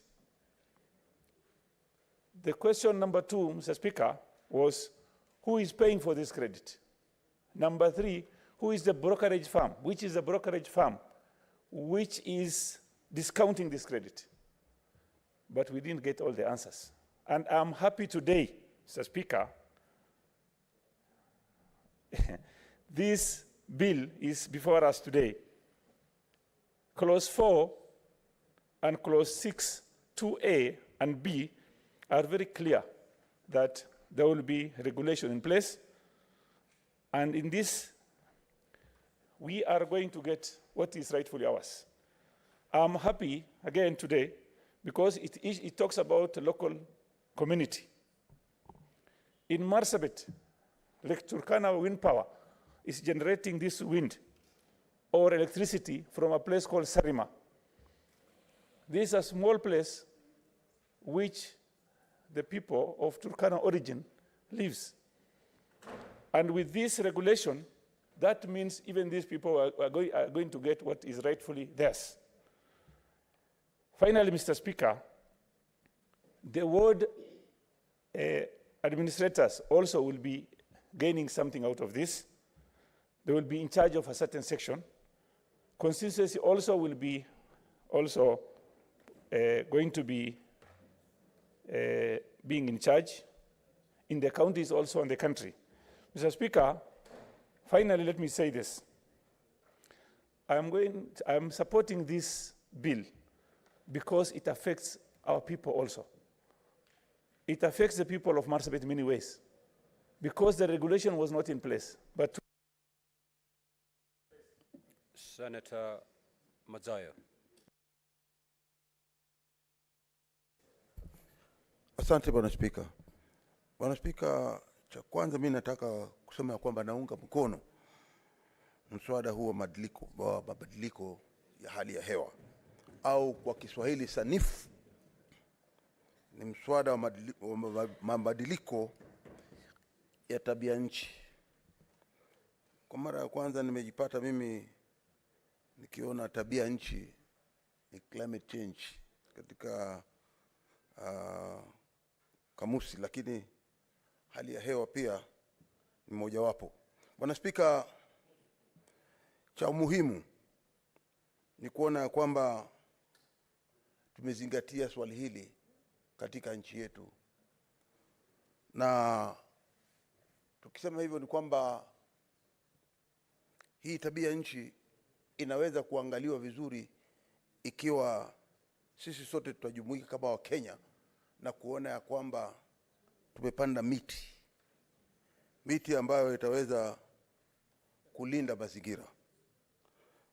Bwana Spika, mimi natoka sehemu za Kilifi, na mara nyingi ukienda pande za ufuoni mwa bahari utapata sio kukata miti peke yake katika ardhi, lakini hata ndani ya bahari mikoko pia tumeikata, na baadaye tunaona ya kwamba tunaathirika katika ule ufugaji wa samaki kama kamba ama ufugaji wa samaki wadogo wadogo. Kwa hiyo tunasema ya kwamba ni jambo la muhimu tukizingatia sana hii tabia nchi. Bwana Spika, vile vile nataka kusema ya kwamba Kenya hivi sasa iko katika macho ya ulimwengu.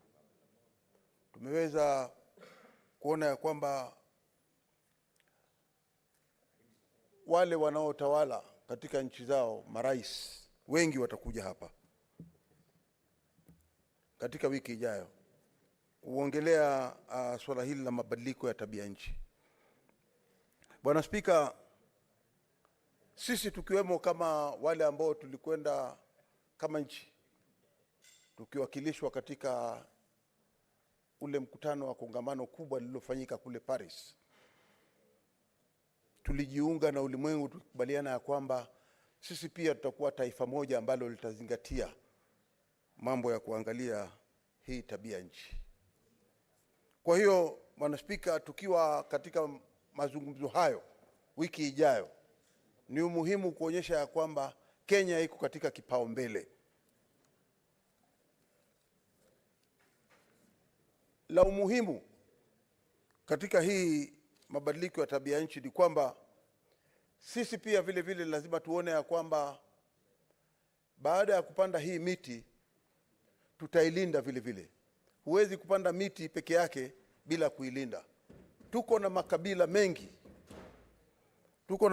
Kabila mengi kama aliyotaja ndugu yangu.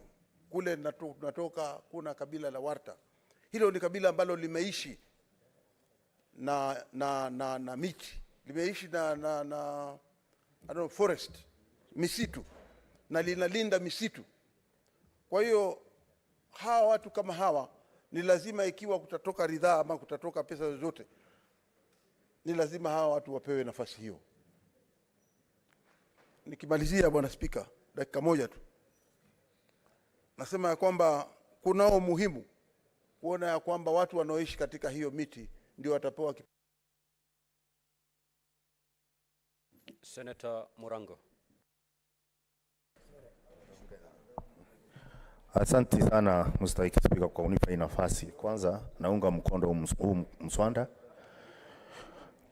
na ningetaka kuchangia kwa njia ifuatayo, kwamba kwa muda mrefu sasa wakazi na wazawa wengi ambao wanaishi katika karibu na misitu hawaja kuwa kifaidika na hizo carbon credits, kwa sababu kuna wale ambao wanachukulia kama hao ndo wanafaa, na zile jamii, hata kama jamii nyingi zimekuwa zikiwa na athari, zikipatwa na athari tofauti kutoka na wanyamapori na mambo kama hayo, kwa muda mrefu hawanja faidika na misitu. Kwa hivyo huu mswada utaleta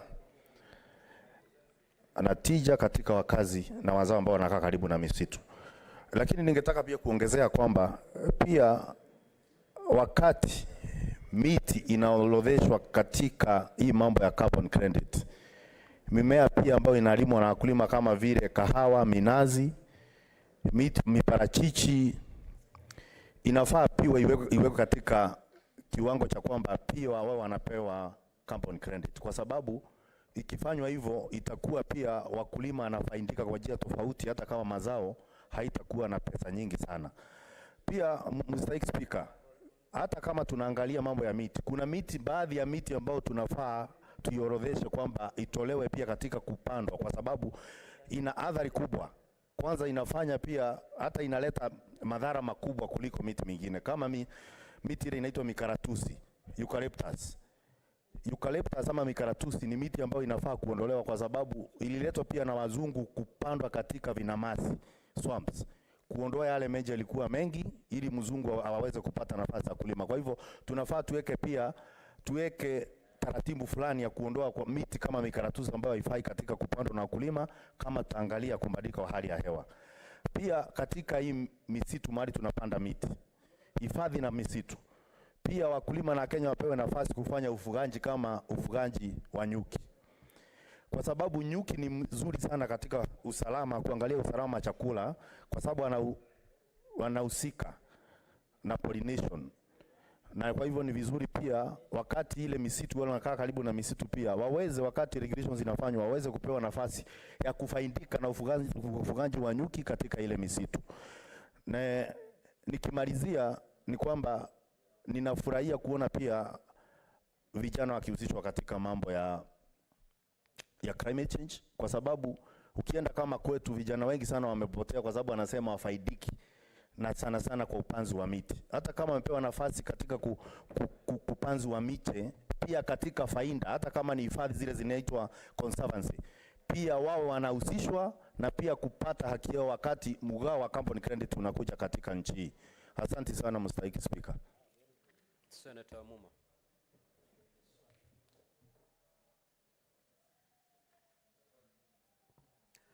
Thank you very much, your Right Honorable Speaker, for giving me an opportunity to contribute to this debate. Mr. Speaker, it is all agreed, we all agree that this country needs a policy and regulations to assist in governing issues relating to carbon credits. Mr. Speaker, therefore, laws to deal with this issue are welcome. Mr. Speaker, but you must allow me to actually point out the anomalies that we have had.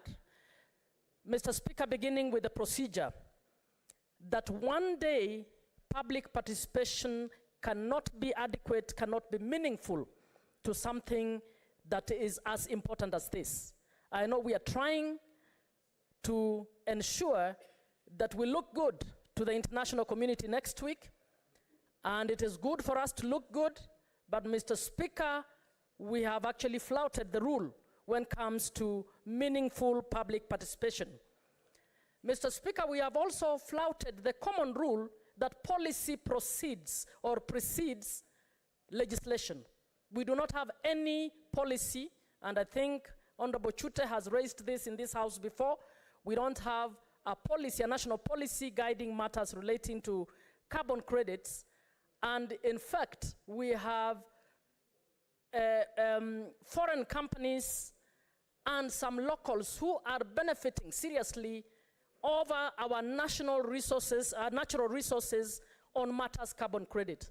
So we needed that national policy, and usually you begin with policy and then you bring in the law and regulations.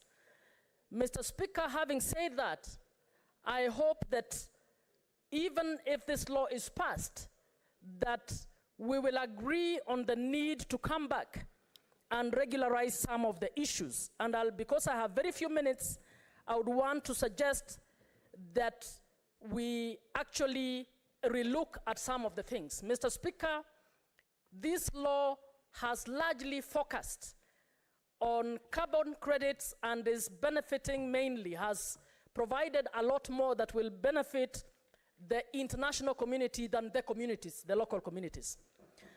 Mr. Speaker, this law has limited the role of county governments and communities.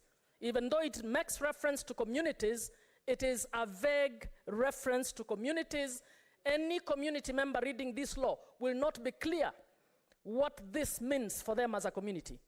So I think we will need to revisit this in order for us to do justice, particularly for our communities. Mr. Speaker, we need the people of Kakamega to know whether we have people earning over Kakamega forest, which they are working day and night to conserve, but somebody from somewhere will all of a sudden take chunks of it and start earning. That is the new style land grabbing, Mr. Speaker, and we need to protect our communities from these issues.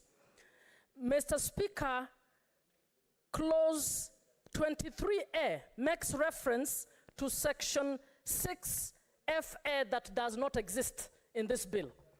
So I do not know what that is. The technical people need to look at it and see how to address that issue. Senator Oroba.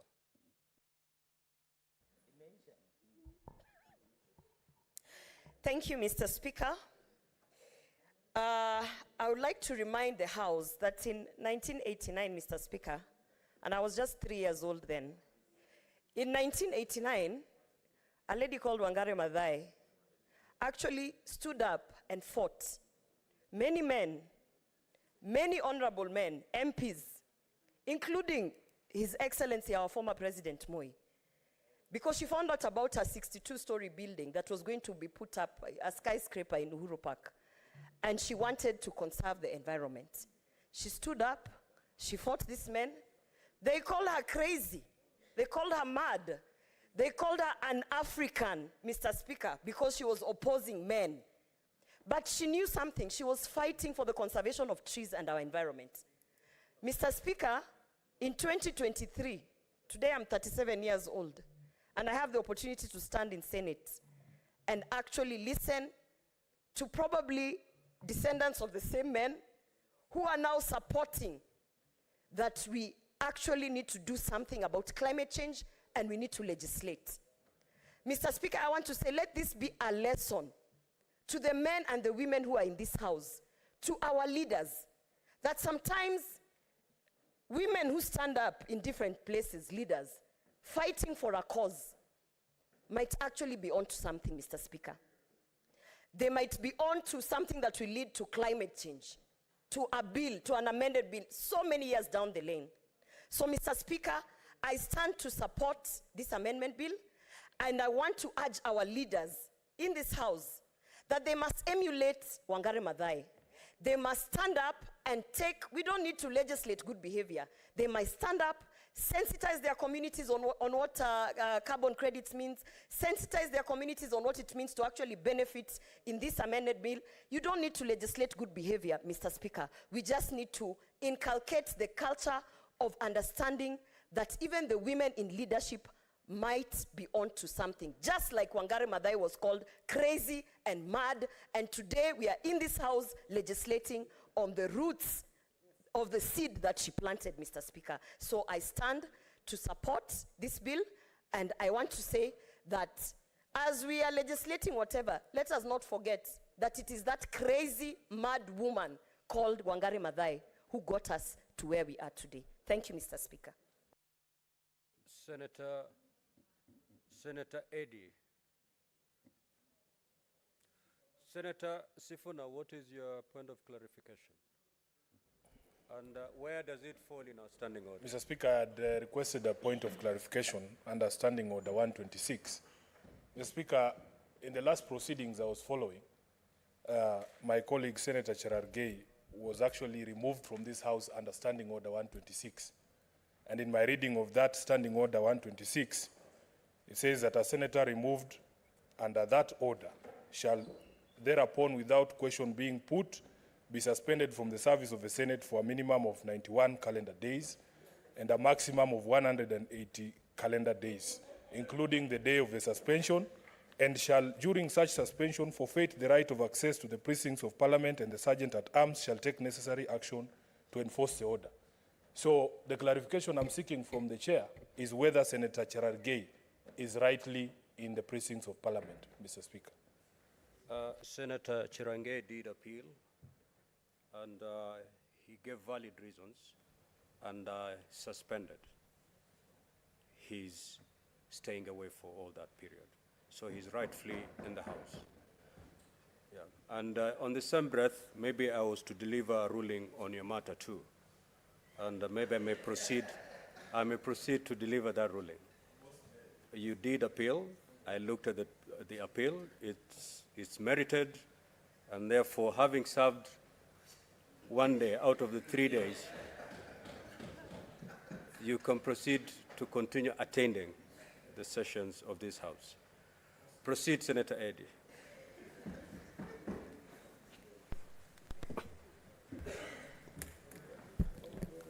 Mr. Speaker, I thank you, and I just want to be sure that I'm timing myself here, because it's a very important matter. Mr. Speaker, when it comes to matters climate change, where we find ourselves today as a country, we definitely need to be more scientific, and definitely we need to also rely on data.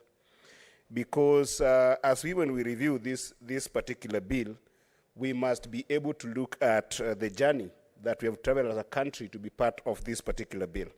And Mr. Speaker, I wanted to comment very fast that the essence of climate change and control of climate issues in our country cannot be without recognizing the fact that fossil fuels has been at the edge of why global warming issues have been a problem.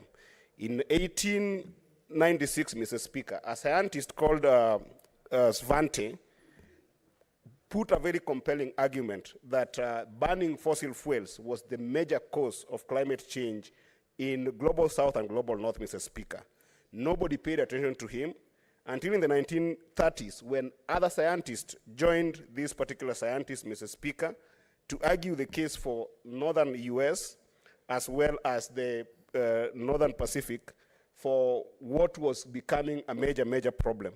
And Mr. Speaker, at that time there was another scientist a British scientist in Europe called Guy Stewart Callender, who was for the first time the first scientist to actually use data and science and mathematical models to argue the case for climate crisis, Mr. Speaker.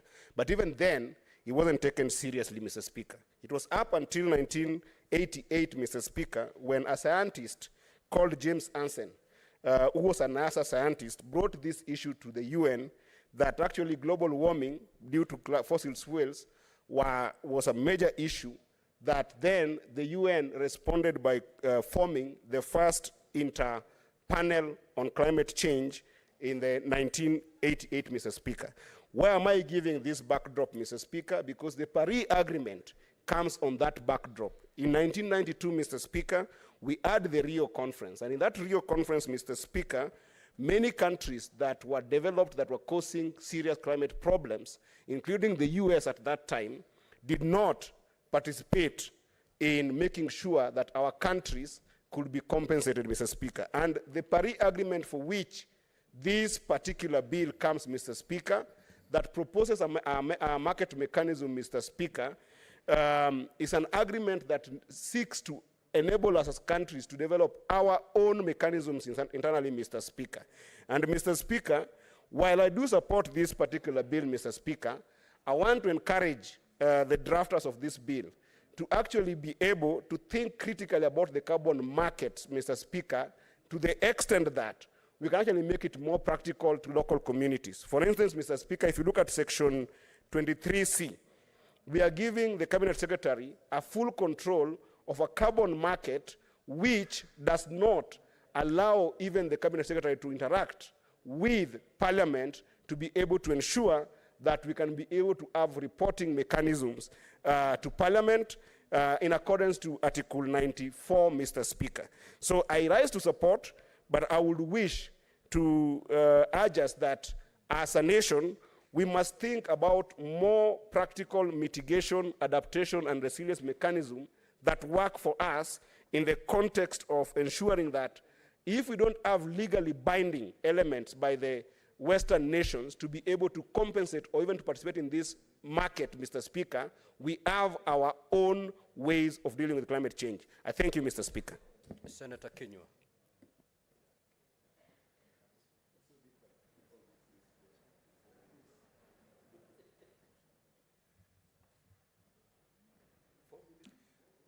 Asante Bwana Spika kwa kunipa fursa hii kuunga mkono mswada huu wa mabadiliko wa tabia nchi ama hali ya hewa. Bwana Spika, ni vizuri sana kulinda mazingira, Bwana Spika. Na upanzi wa miti ni wa busara sana katika nchi. Lakini Bwana Spika, kile ambacho kimekuwa kinavunja moyo ni kwa sababu katika mtaala wetu wa masomo hawajazingatia zaidi mambo ya mazingira na ukulima. Bwana Spika. Bwana Spika, nakumbuka wakati tukiwa wanafunzi tulikuwa tukienda tunazuia mmonyoko wa udongo, Bwana Spika, lakini kila wakati tukipewa motisha tuliambiwa tusome, tuwe madaktari, Bwana Spika, tuwe wahandisi, Bwana Spika, na tuwe marubani.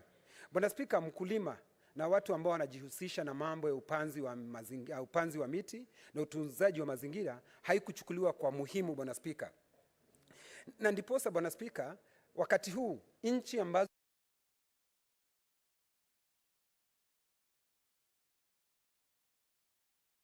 kwa kaboni, Bwana Spika. Kwa hivyo hata sisi hii sheria ambazo tunapitisha, Bwana Spika, itasaidia sana, kwa sababu ukitembea kama Laikipia, misitu iliyo Laikipia, Bwana Spika, mfano kuna msitu wa Rumuruti, kuna msitu wa mahali kunaitwa Rariak, kuna Mogogodo, Bwana Spika. Watu wale wako huko hawafaidiki, Bwana Spika, na hii miti ama huu misitu ambayo wako nayo, Bwana Spika.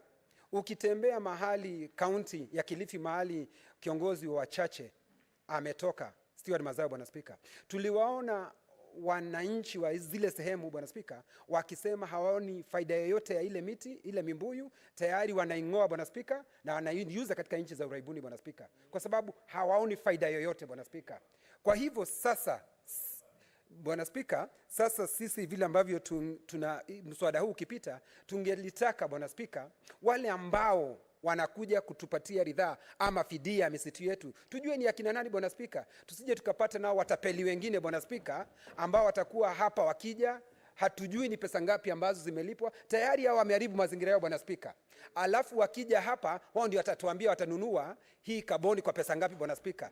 Tunaishi katika hali ya uchochole, Bwana Spika, ili hali miti ni yetu, wao wameharibu mazingira yao, Bwana Spika. Kwa hivyo, Bwana Spika, hata ijapokuwa najua tutakuwa na hiki kongamano kubwa hapa wiki ijayo, Bwana Spika, hayo mambo tuyaongee kiwaziwazi. Namshukuru Rais wa Jamhuri ya Kenya Mheshimiwa William Ruto, ameongea kinaga ubaga, ameyasema peupe kimasomaso, na mimi namunga mkono, na mimi na imani ya kwamba haya mambo tukiyafuatilia na tukipitisha huu mswada, watu wetu ambao wana misitu na shule zetu, vijana wametajwa, lakini Bwana Spika, gatuzi zetu zinatajwa katika mswada huu kwa kupitia tu, hakuna jambo ambalo linasemwa kwa kindani, Bwana Spika. Kwa hivyo nashukuru, naunga mkono, Bwana Spika, lakini Bwana Spika, ni vizuri sisi tufuatilie mambo ya fidia kwa kindani, sio tu kwa makaratasi, lakini kusema na kutenda. Nashukuru, Bwana Spika.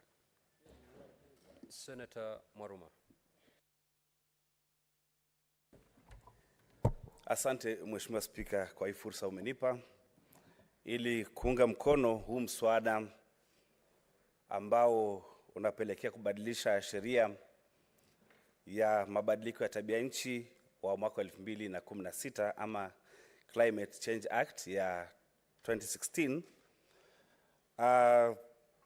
Nashukuru Waziri Senator Soipan Tuya kwa sababu tulipokuwa na yeye mkutano Naivasha wa kamati ya mazingira, aliahidi kuweka sera na sheria za kudhibiti uuzaji wa mkopo wa kaboni ama carbon credits.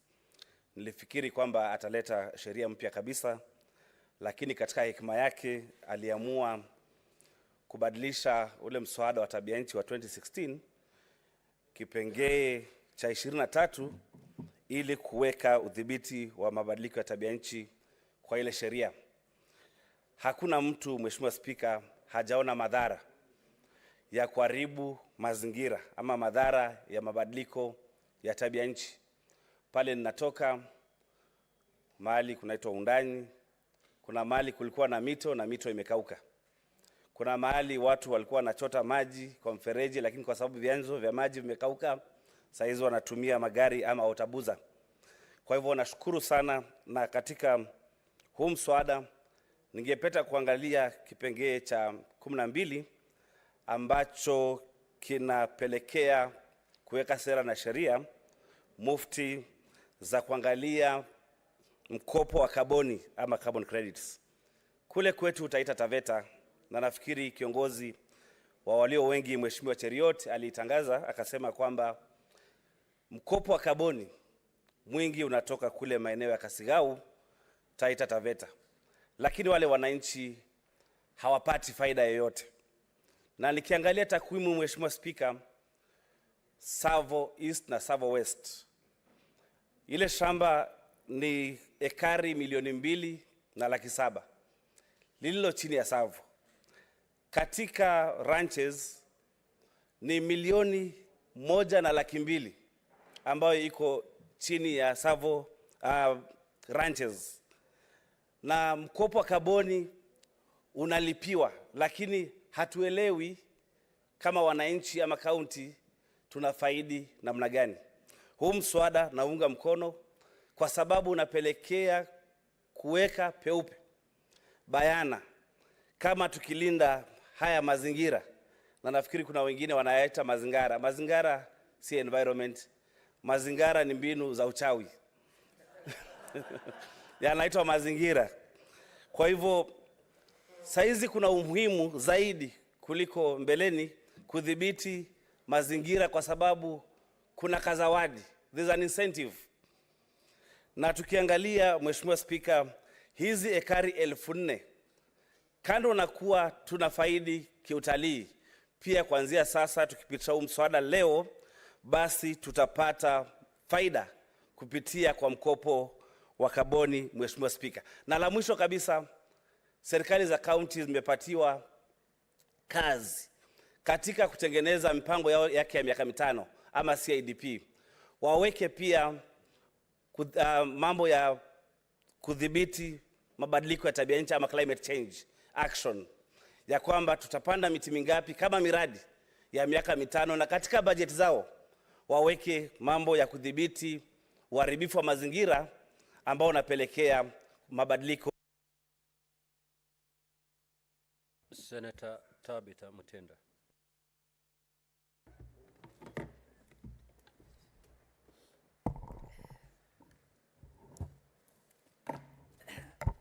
Thank you, Mr. Speaker, for giving me this opportunity, and I do rise to support this particular bill.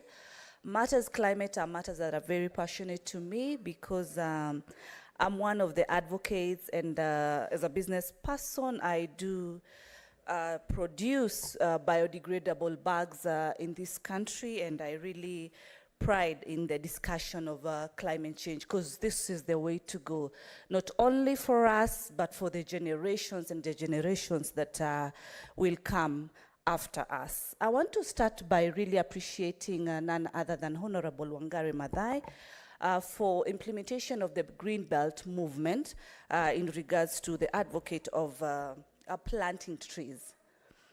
His Excellency, the President, as we speak, is also a champion on climate matters, and he has also advocated for tree planting in these countries through our schools. And I would urge in this discussion of climate change, the schools that are visiting Parliament today, we urge them, as they go back, to be able to continue and practicing tree planting in their schools and also in their homes, Mr. Speaker. I note that as a country, as a capital city, and also as a Nairobi delegation, Mr. Speaker, that UNEP is situated in this beautiful city of ours. And it is a very positive pride that we are hosting this climate summit at this particular time. It's a great honor. As I also have my bill on agriculture in regards to extension officers, it comes at a very good time that I look forward that when this bill will pass, it's going to be very impactful on matters environment, on matters climate, Mr. Speaker. This is because the officers, the extension officers, will be focusing on ensuring that good agricultural practices are put in place, both from a digital place, the technology that is in place, to ensuring that we maximally achieve good practices of agriculture. I've had colleagues mention that it is one thing to plant trees. It's another to maintain that tree, to its maturity. And I believe through the bill of on extension officers, then we are going to achieve broadly, Mr. Speaker. Discussion on the revenues on credit carbon have been mentioned by colleagues, and yes, I want to support and agree that it is very important that the discussion of revenues is open. Who are the beneficiaries? How much is the level of the sum of beneficiary to our country? The CSR activities in terms of the people living in those particular regions, what is their benefit and how they are benefiting? This discussion should be open, discussion should be brought to light so that there is maximum benefit. I'm happy that the CBC education is also guiding our young generation in terms of how to do the agriculture, and this extends, Mr. Speaker, not only to this, from the school level, but also back to our homes, our regions. And with these good practices put in place, Mr. Speaker, it's going to be very highly impactful. I want members also to have some time, Google me, and you'll find that I have a very unique product that concerns the environment as far as biodegradability of our products is concerned. I do pride in the product that I put in the market in this country. It's one of the products that is changing lives, and I'm happy to be in this particular discussion. Thank you, Mr. Speaker. Senator Beatrice.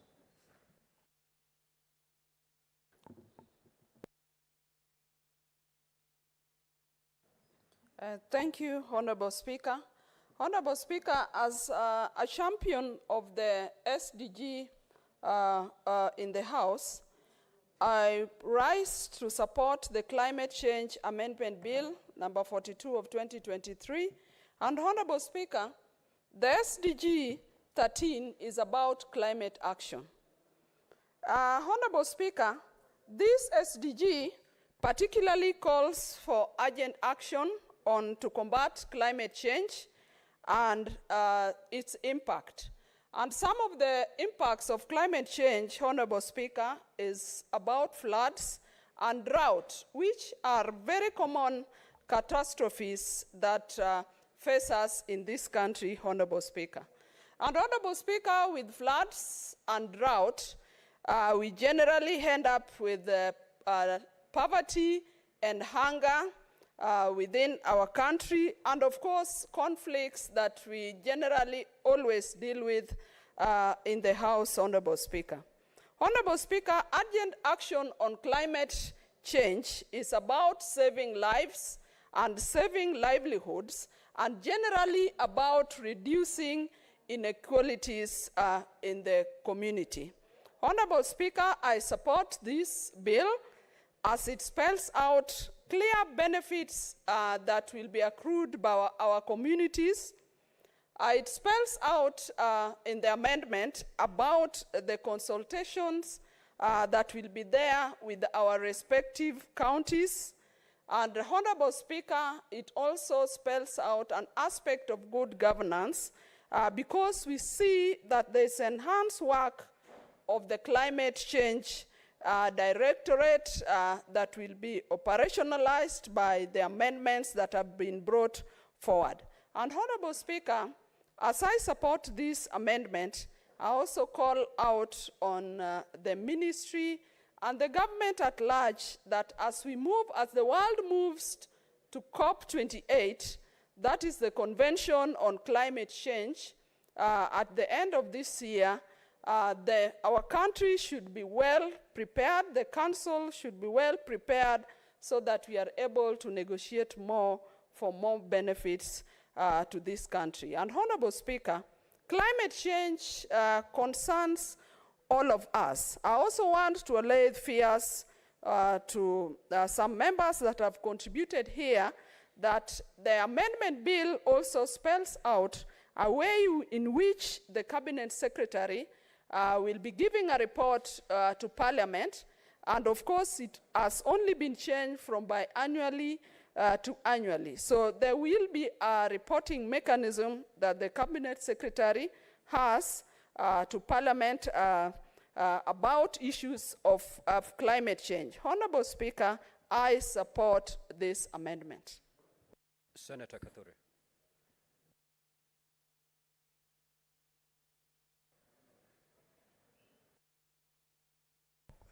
Thank you, Honorable Speaker, for this opportunity also to give my remarks on this important bill. And on the onset, Honorable Speaker, I want to support this bill, which is very critical. And Mr. Speaker, actually, what the government is doing is in line with the obligations that is in the Constitution of Kenya, Article 69, 69(1)(a), which actually has given the state that it shall ensure sustainable exploitation, utilization, management, and conservation of the environment and the natural resources, and ensure the equitable sharing of the accruing benefits. Mr. Speaker, carbon credit is a huge business. And actually, Kenyans should now know that growing trees and not planting trees, growing trees should be an enterprise because a lot of benefits are in this business, Mr. Speaker. The outside world there, the Western world has really benefited from this.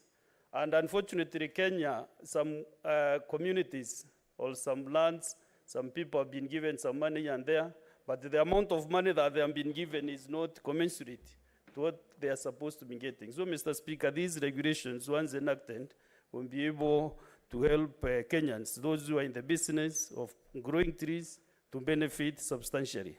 Because this bill, on Speaker, seeks to provide for regulations on carbon markets. If we get this legal framework, definitely the communities will benefit socially, economically, and also environmental benefits. Mr. Speaker, you know the counties have huge tracts of land.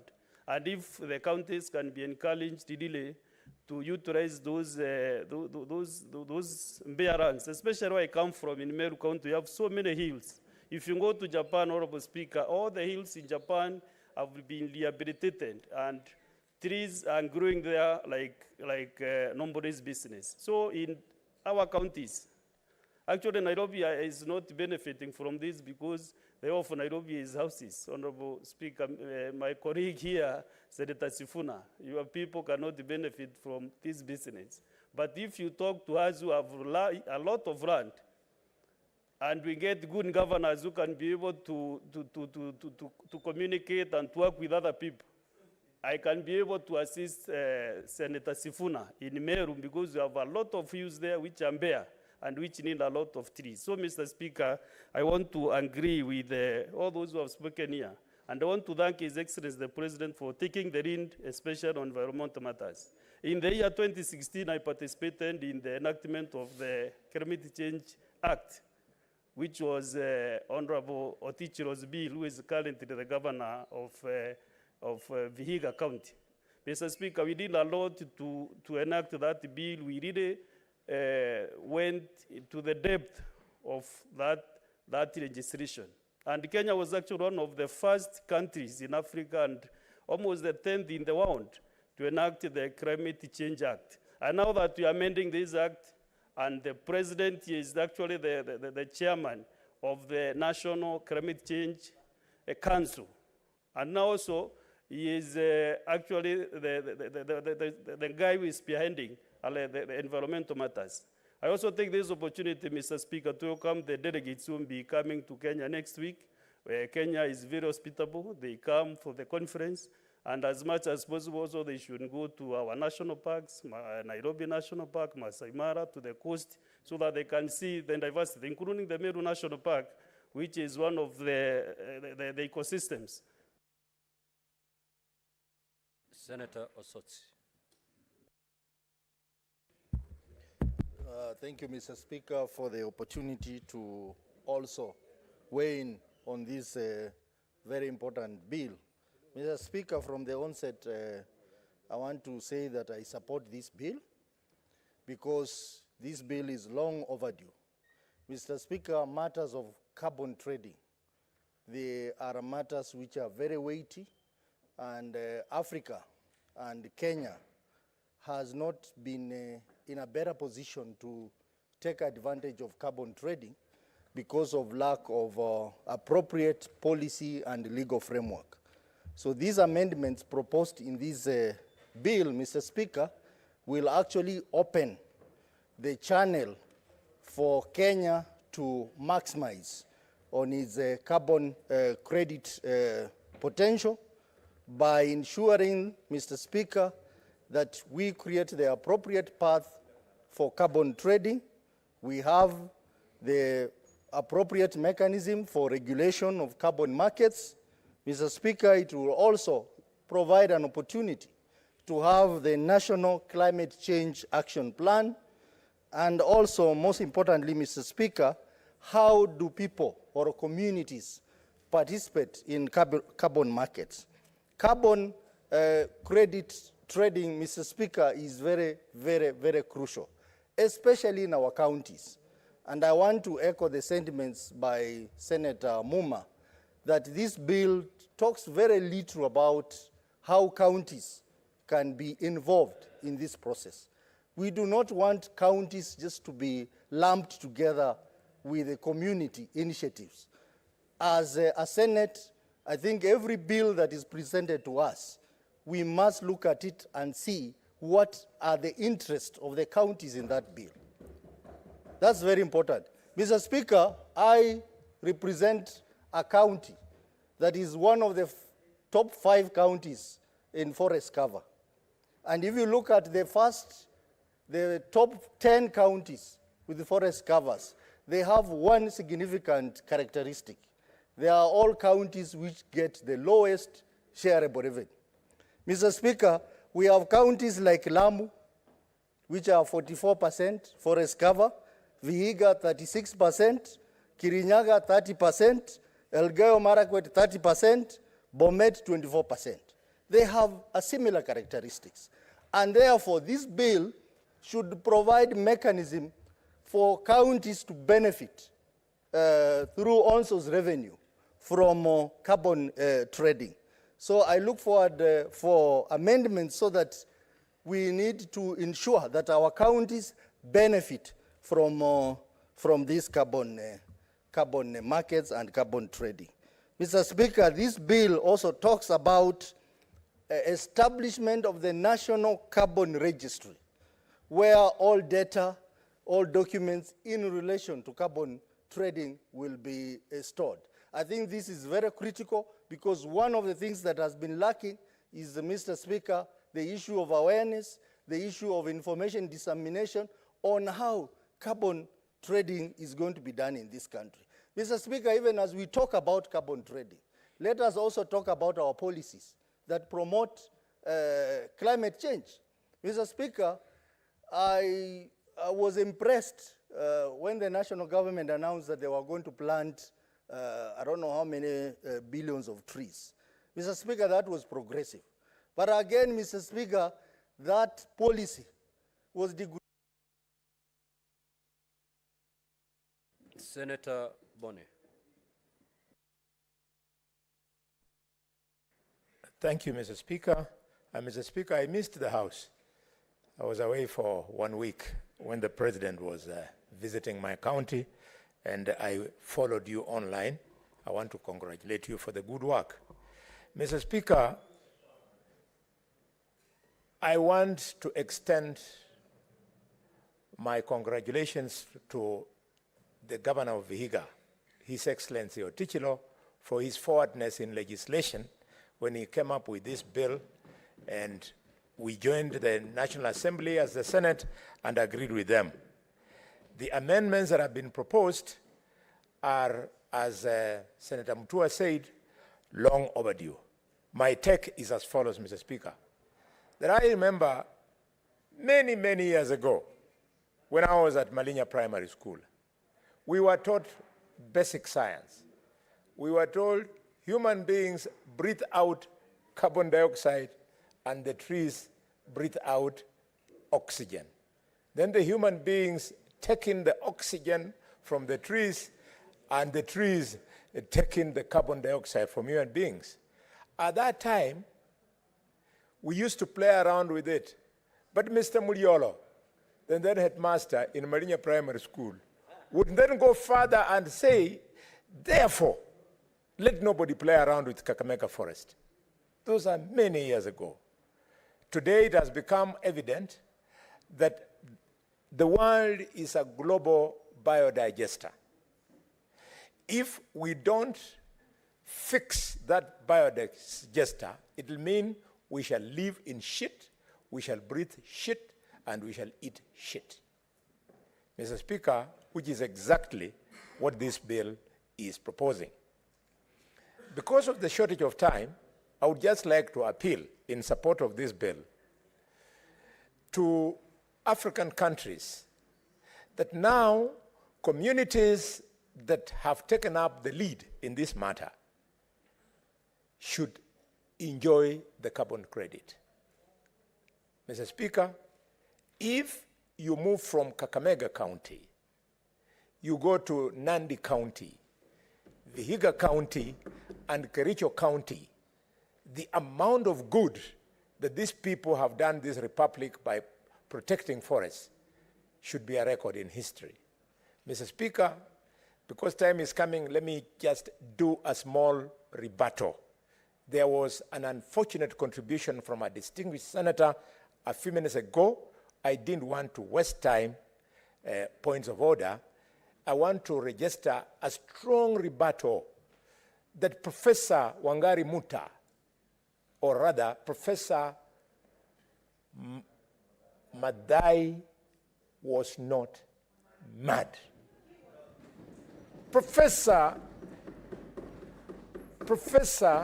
was the chairman of the Department of Human Anatomy at the University of Nairobi. Some of the people who are making this contribution, we don't even know whether they went to University of Jepkupe. Mr. Speaker, sir. Because I was around, what the Honorable Senator said is that many people confused Professor Wangari Maathai as a man-woman. Confused. Now, because the member is not here, I request that maybe we will check on the answer. Yes.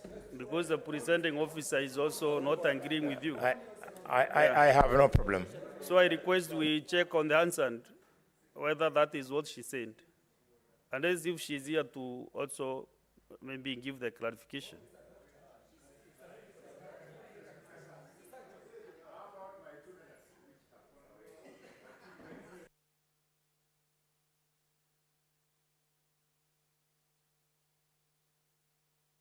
That a second. Thank you, Mr. Speaker. African heads of state will come to this country to seek common rules to tap into the carbon market. And the reason why this is taking place, we want to develop, Mr. Speaker, a common set of rules to govern the benefit that African people will get from the international fast-growing carbon market. Mr. Speaker, sir, it is very refreshing to know that there is such a human traffic coming into this country, and it is the trend everywhere. I was in Mombasa 5 days ago, Mr. Speaker, and I was amazed. All the hotels, right from White Sands, have been pre-booked up to February. Our economy is on the rebound. When I arrived at the airport, Mr. Speaker, there were 2 Airbuses, Lufthansa and Ethiopian Airlines. There were 4 Boeing 777 that were on the ground at Mombasa International Airport. Our country is on the rebound.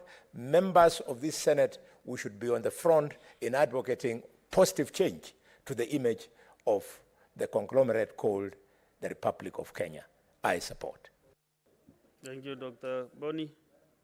Senator Siengo Karunda Beth.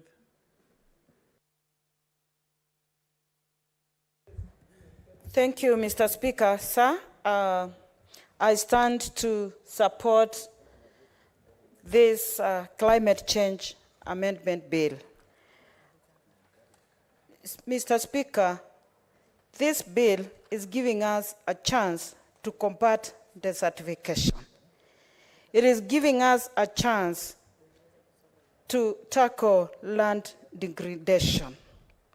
We know the effects of climate change as extreme droughts, and we know as Africa and Kenyans, we are recipients of what started happening elsewhere. And for this reason, That's why carbon credit has not been of benefit or much benefit to Africans and specifically to Kenyans. We know that carbon credit and carbon market that benefits others who are still the cause of the problem. And Kenyans have not been benefiting because carbon credit became, those who are fighting climate change became a $1 billion industry because of what is happening in the carbon market. Yet, our people are not benefiting. Mr. Speaker, sir, I would say this bill is giving us a chance also to advocate for use of green energy, which becomes a solution to some of the problems created by climate change. I would say, Mr. Speaker, involvement of youth, which is mentioned and also included in this bill, gives us a hope that our youth will be responsible in handling and taking care of our environment. Mr. Speaker, sir, at this point, for the first time, and maybe the only time, let me take this opportunity to thank the President of the Republic of Kenya for leading from the front in the matters of climate change. This is encouraging. I hope all of us will follow suit and ensure that we mitigate on climate change, on the effects of climate change, participating in using green energy, participating in planting trees, participating in really tackling effects of climate change. I support this bill, Mr. Speaker, sir, and I want to urge my colleagues here that when it is matters concerning this nation, we speak in one voice and move forward together. Thank you, Mr. Speaker, sir. I support. Actually, if Senator Beth had requested for more time, I could have ended 1 minute. But now that you have no interest, let us now hear from Senator Sigai Wakiri.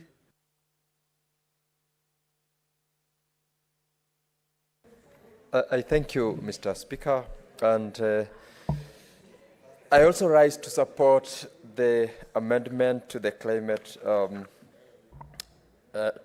change amendment bill 2023, and it is timely, Mr. Speaker. We have had this conversation for a while now, and when we are asked to deal with matters which are of national importance, like what we are being asked to do now, it is important to speak in one voice, as the Honorable Senator Beth has said. Mr. Speaker, sir, in terms of the provisions of this particular bill, I dare say that the devil is in the details. There is so much that we ought to deal with and discuss in this particular amendment bill, but because of time, I know we will be very limited, and we will be brushing through a number of those provisions, which in terms of the finesse in details and also the provision, it would have been very important that we deal with it. Mr. Speaker, 5 minutes is not sufficient enough to deal with this. I am aware I'm losing much of my time in this case. Let me go straight to the proposals which I think are very key and important, which I also must support in terms of the provisions of Clause 4. That is seeking to amend Section 6 of the Principal Act, Mr. Speaker, the introduction of the county governments, the national, and also the public and relevant stakeholders in terms of policy making and involvement is very, very key. This provision is forward-looking because when you look at the previous provision, that was missing, and this is an improvement in the provisions of the law. Mr. Speaker, the provision of Section 7, which is being amended by Clause 5, and more importantly, in inclusion of the youth, is a vote of confidence in the role that the young generation plays. Statistics, Mr. Speaker, provides that 75% of the population of this country comprise people under the age of 35. And this is a confirmation that the President and his team applauds the role that the youth plays And in this case, Mr. Speaker, it is important that when we are told to grow trees, a large percentage of the people who are involved in that assignment are the generation that is below the age bracket. And their inclusion in this particular amendment is long overdue, is very key, and I support to that particular extent. Mr. Speaker, the introduction of the requirement to have the Cabinet Secretary report to Parliament biannually, that's by the provision of Clause 6, seeking to amend Section 8, in this case, is the only amendment that I would have had and wished that we retain the previous provision that required the Cabinet Secretary to report twice a year to Parliament in terms of the policy, in terms of the status of implementation of such proposals made, in terms of additional responses that might be required of a country to deal with in matters climate change, and also in terms of progress of implementation of both national and international mandates the government is giving. This amendment is reducing that reporting mechanism to once per year instead of twice per year. I believe, Mr. Speaker, there must have been a reason behind it, which reason I would say, if opportunity would be availed, we would rather retain the provision of the Act, as it were, for purposes of achieving the mandate that we expect.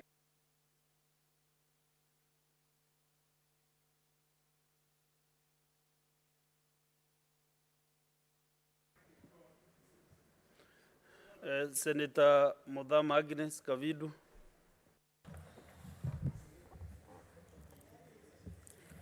Thank you, Mr. Speaker, for this opportunity to support this amendment of this bill of climate change. Mr. Speaker, this is a very, very timely bill because many of our farmers and many of our people in our counties have. Mr. Speaker, can I be heard in silence, please? Mr. Speaker. Mr. Speaker, that side, a lot of noise is coming. Can I be heard? Honorable Senators. Thank you. Thank you, Mr. Speaker. It's not a noise, Senator Kavindu. They are consulting, but they should consult in a low tone. Thank you. Honorable Thank you, Senators, Mr. Speaker. Don't make noise. Thank you. I'm saying this is a very timely bill, amendment for climate change, because where we are heading as a global world is not a very good place. And so, Mr. Speaker, as I raise to support it, I want to raise some issues in my county, which we have a lot of farmers who have planted a lot of coffee and oranges and mangoes. And Mr. Speaker, I believe that these trees also produce a lot of carbon, and that is why we should fully involve the counties so that the counties will also supervise what their farmers are doing in their farms and make sure that they benefit from the carbon credit. Because as they benefit from harvesting the coffee and mangoes and oranges, they should also benefit from carbon credit. Mr. Speaker, many organizations are benefiting from carbon credit marketing in Kenya, while Kenyans are not. And this is a very timely bill because it will put up the structures for these people to trade officially and for our locals to benefit. Mr. Speaker, climate change should be included as one of the key variables in computing the shareable revenue for counties to encourage counties to participate effectively in climate change. And I would also request, like the rest of us, that youth will be fully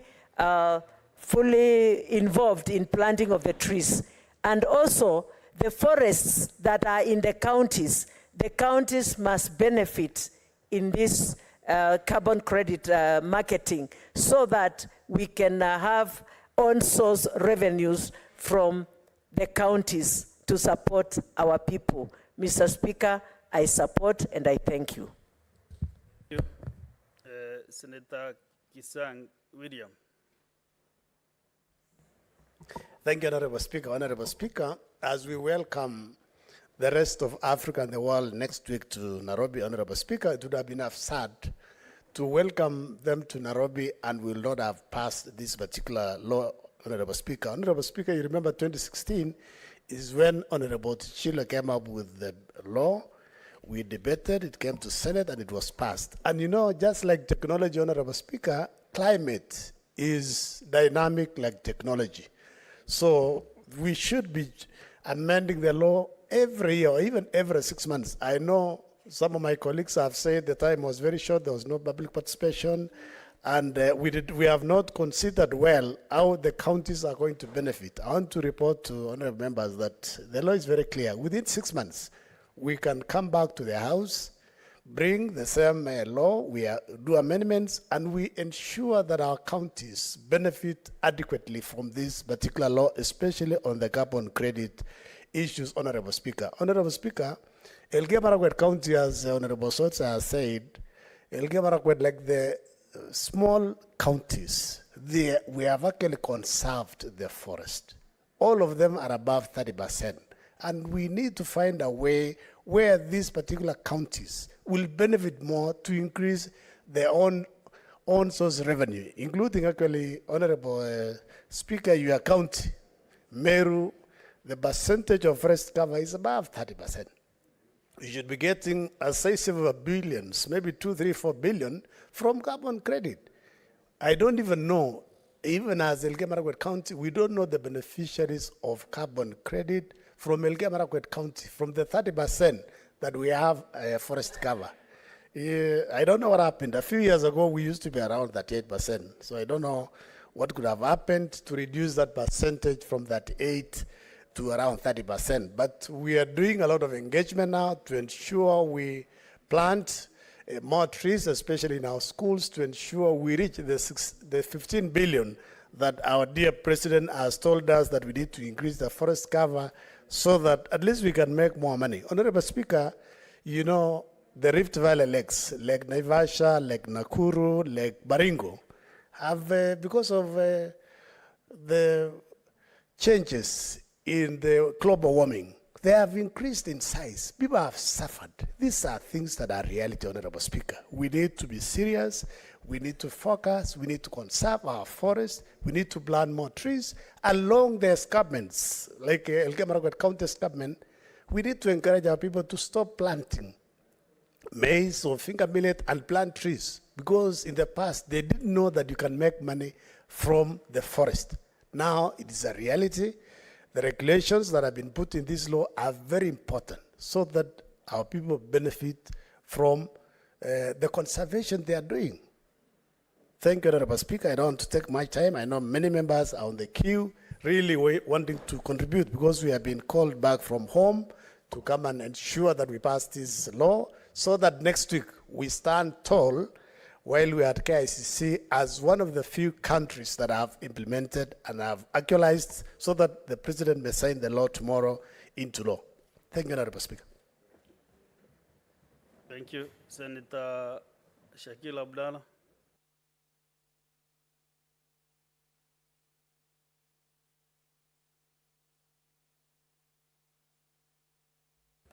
Thank you, Mr. Speaker, for giving me this opportunity to contribute to this bill, which is very crucial. It's a very important bill, Mr. Speaker. Mr. Speaker, as we are aware, climate change is real. And this is the long-term shift of temperatures whereby increase of rainfalls, which leads to floods, and decrease of rain in summer, which leads to droughts. Mr. Speaker, we know the causes of this climate change. It's because of the cutting of the trees, over constructions, which has been the real thing now. All the trees are going down or putting up big buildings, and again, forest fires. All these are the causes of the climate change, Mr. Speaker. Mr. Speaker, the most crucial thing here is that as we pass this bill, and we want to change our environment and improve the climate change, we need also to avoid the projects which contribute to destroying of our environment. Like for instance, Mr. Speaker, there was a coal project which was coming to Lamu. If we had not gone to court and do the andamanos, as which is our constitutional right, today we would be suffering with the carbon and all these environmental destroying projects. So as much as we pass this bill, the government also needs to be aware to reduce and avoid all the projects which are destroying our environment. Mr. Speaker, climate change is real, and the people of Kenya, they need to be educated. The importance of climate change and maintaining our environment.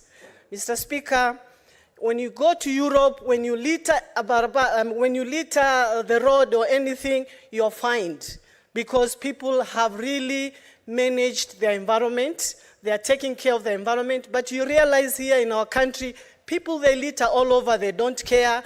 They throw rubbish anywhere. And that is one way whereby is contributing to these droughts, all sorts of disease and everything. So we need to take the opportunity. In as much as we put these bills, they would be good in books if we don't educate our people on the importance of maintaining our environments and the importance of the climate change, for them to realize that the climate change is real and we need to take care of our environment. Mr. Speaker, with those few remarks, I support the bill, and I hope it will also help this country to change the way we are looking at climate change and the way we are taking care of our environment. Thank you, Mr. Speaker. Senator Sheikh Mariam.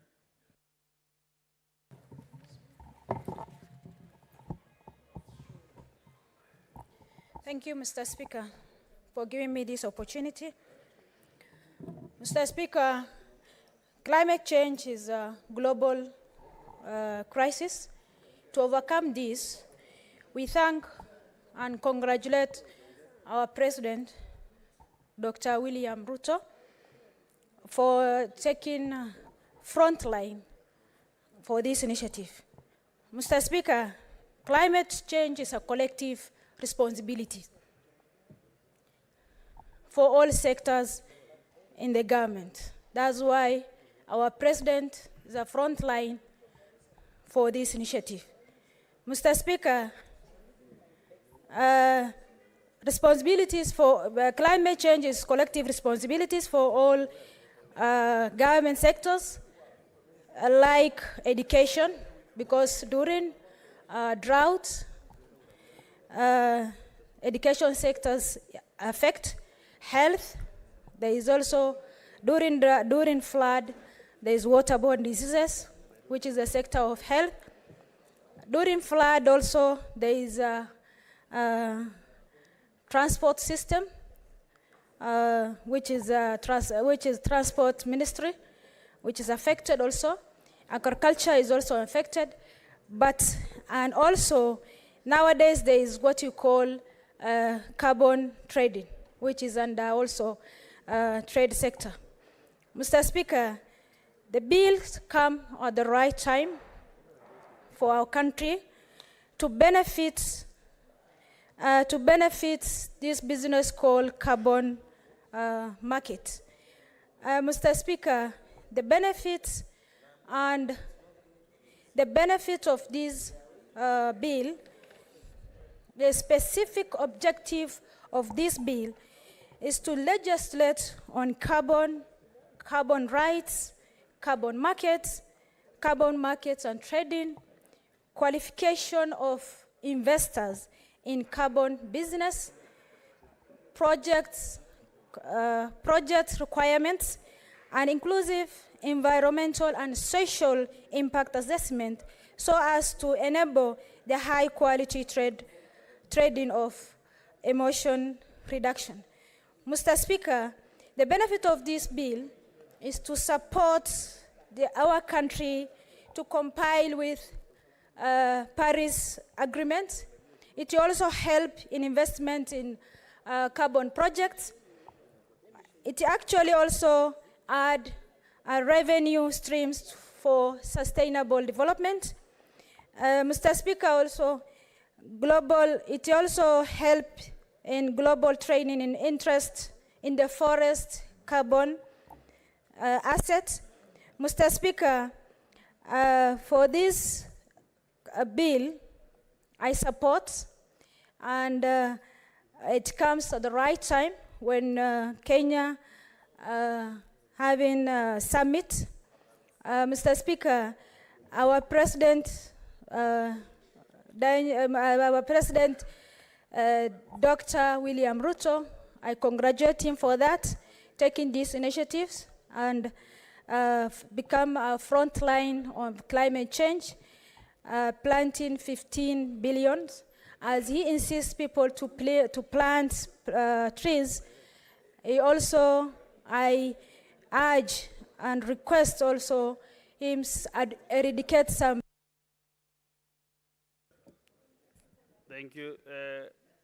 Senator Fatuma Du Rwandan. Thank you, Mr. Speaker.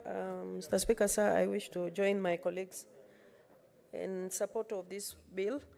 Mr. Speaker, this is long overdue because the issues of carbon credit is actually affecting many parts of this country without proper legislations in place.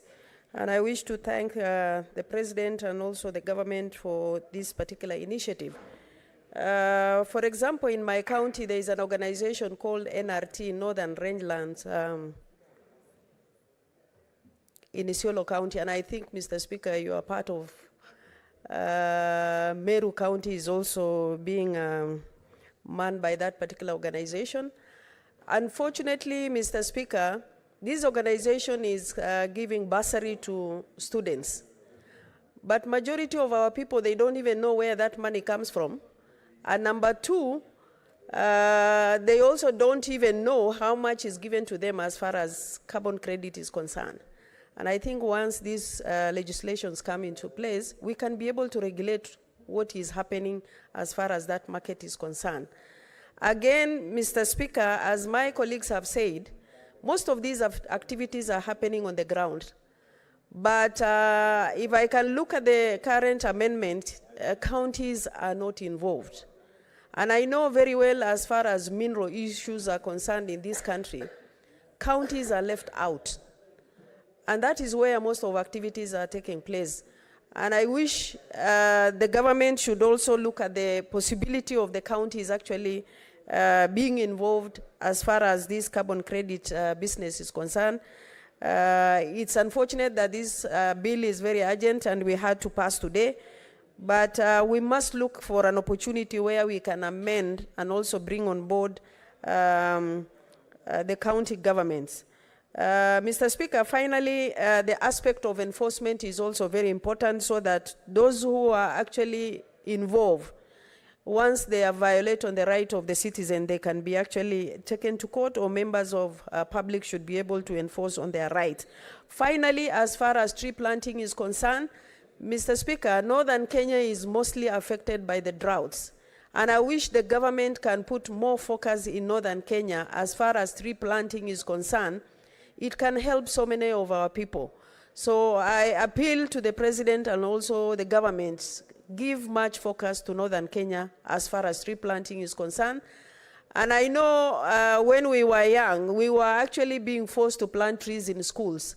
And if we start from there, we can be able to actually take care of our environments properly so that even the young ones who come up, they will be able to know the importance of tree planting and they can be able to plant. I thank you, Mr. Speaker, and I support.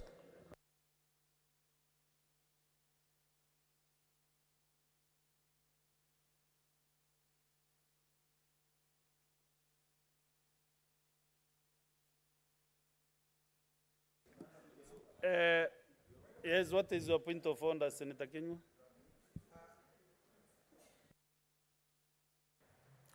Bwana Spika, tumeketi na mwenyekiti wa kamati ya elimu. Bwana Spika, na ni desturi yetu wanafunzi wanapokuja hapa kuwapa motisha, tunawataja tu kwa majina. Najua leo shughuli ya leo ni ya dharura Bwana Spika, lakini ni vizuri Bwana Spika kuwataja tu kwa majina ndiposa tuwepa motisha Bwana Spika. Wao ndio viongozi wa kesho Bwana Spika. Bwana Spika, nasikia watu wengi wakiongea Bwana Spika akisema mambo ni ngumu, lakini Bwana Spika hawa ni viongozi wa kesho, tuwape motisha. Asante Bwana Spika. Sasa Bwana Seneta Kinywa, unajua chia wa hapa lazima apewe taarifa ya kusoma. Kwa hivyo ijafika kwangu usiku hata najua kuna wanafunzi hapa. Kwa hivyo kama kuna wanafunzi basi tumewakaribisha sana katika Senate ya Kenya. Nikiwa speaker tumewakaribisha. Asante. Let us have Senator Abbas Sheikh. Thank you, Honorable Speaker. Honorable Speaker, I want to join also my colleagues to support the amendment bill. Honorable Speaker, as you are aware, climate change actually is with us and it's actually a reality. And climate change has really impacted vastly on the pastoralists and the northern Kenyan part of this country. And therefore, you know, these days there's frequent drought, there's unreliable rainfall patterns as a result of the climate change. I therefore want to tell the bill is only talking about paying carbon credit to those who have the trees. I think for those of us who have no trees, we should be paid money from the carbon credit, and then so that they can be. Just a minute, Senator Abbas. What is your point of order, Senator Karungo? Thank you very much, Mr. Speaker. It was not my wish to interrupt the Honorable Senator when he's contributing, but I'm just a little bit concerned, and I would want to have your clarification. I think for transparency purposes, we require a projection of what you're looking at on our screens. Because I remember I came here very early, Mr. Speaker, and I've been pressing my button. It has been on since. I've seen some senators walk in, then they're given an opportunity. And I ask myself, I mean, as a senator of Kiambu, am I not allowed to contribute to this important matter, Mr. Speaker? We would want the projection. We would want the projection of what you're looking at, so that everybody will be knowing who is coming next, Mr. Speaker. Otherwise, I've realized there is a pattern, and you ask me, I can bring that pattern of who starts, who goes next, and who goes last, Mr. Speaker. Senator Karungo, from my screen, you are second last. You are ninth on the screen. Remember, you approached me and you told me that there's a time that you are removed from the system. Yes, when they invited you to speak, Mr. Speaker, as Senator Kaduri, they pressed my button. Senator Dangwa, just have your seat. You know, you approached the chair that you are removed from the system when another member was given the opportunity to speak. Honorable Speaker, let me continue. I think it's because of time. Just a minute. Just a minute. Now, Senator Karongo, you know I was trying out to manage you, but now you know you are busting the bubble. So maybe on the horses, there will be some minutes. Maybe you'll get some chance to speak. Can you proceed and conclude, Senator? Let me conclude my 3 minutes. Honorable Speaker, I think Honorable Speaker, as I said, Senator Abbas, you know, Senator Abbas wants to give some very key issues affecting his region. Yes, very important actually. Yes, Senator Abbas, conclude. Okay, Honorable Speaker, I think, as I said, climate change has so much impacted on the pastoral areas, especially in the highlands. And what I was saying is that we should not be paying carbon credit only to those who have trees. We should also pay money to those who have no trees so that they can be able to plant more trees. The pastoralists are most affected, and therefore, I'm saying that the money that's going to be accrued should be paid to the pastoralists. Finally, Mr. Speaker, the bill is saying that the community involvement, the communities are not even able to comprehend what this carbon credit entails, actually.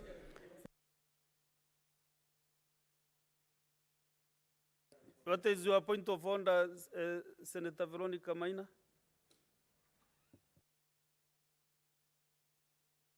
I think we are having a challenge with the system, Mr. Speaker. I have pressed on this system several times, and it is not even showing on that display. I have reported it to the clerk's desk, and unfortunately, it still does not show. I think we have a challenge with the system, and it needs to be rectified. Otherwise, even some of the senators will never get to speak on this very important matter, Mr. Speaker. You have noted that your region, from where you are up to the door, there is a problem because most of the senators are not on the screen. So maybe that should be rectified, and I hope the relevant office is now aware that some members are getting injustice. Senator, no. No, you. 1 minute for Senator Abbas. Saying they have taken most of my time, so I think I want some 3 minutes. Honorable Speaker, I'm saying that what we need is actually the carbon credit payment should be done also equally for the dryland areas so they can be able to plant more trees. 2, I think the greening of schools should be enhanced so that our children can have we can inculcate the idea of having trees in every place at young ages.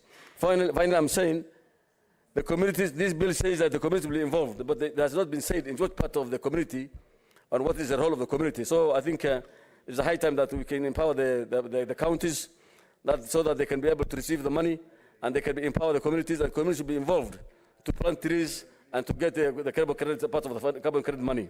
As it is now, it's actually only benefiting the few large ranchers and a few of the forest areas, and the money goes only to few individuals. So therefore, I'm saying that this thing, there's a lot of transparency.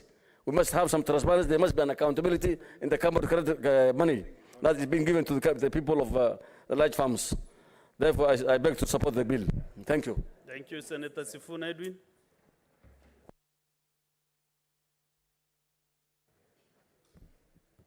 Thank you, Mr. Speaker. I would rather be discussing the broader issues about the equitable contribution of the African continent to this question of climate change. I believe that we as African states are getting the short end of the climate action because, Mr. Speaker, statistics show that we are only contributing about 4% of global emissions, and yet we are the ones suffering the brunt of climate change. Mr. Speaker, we've just come out of the longest drought in 40 years as a country in Kenya.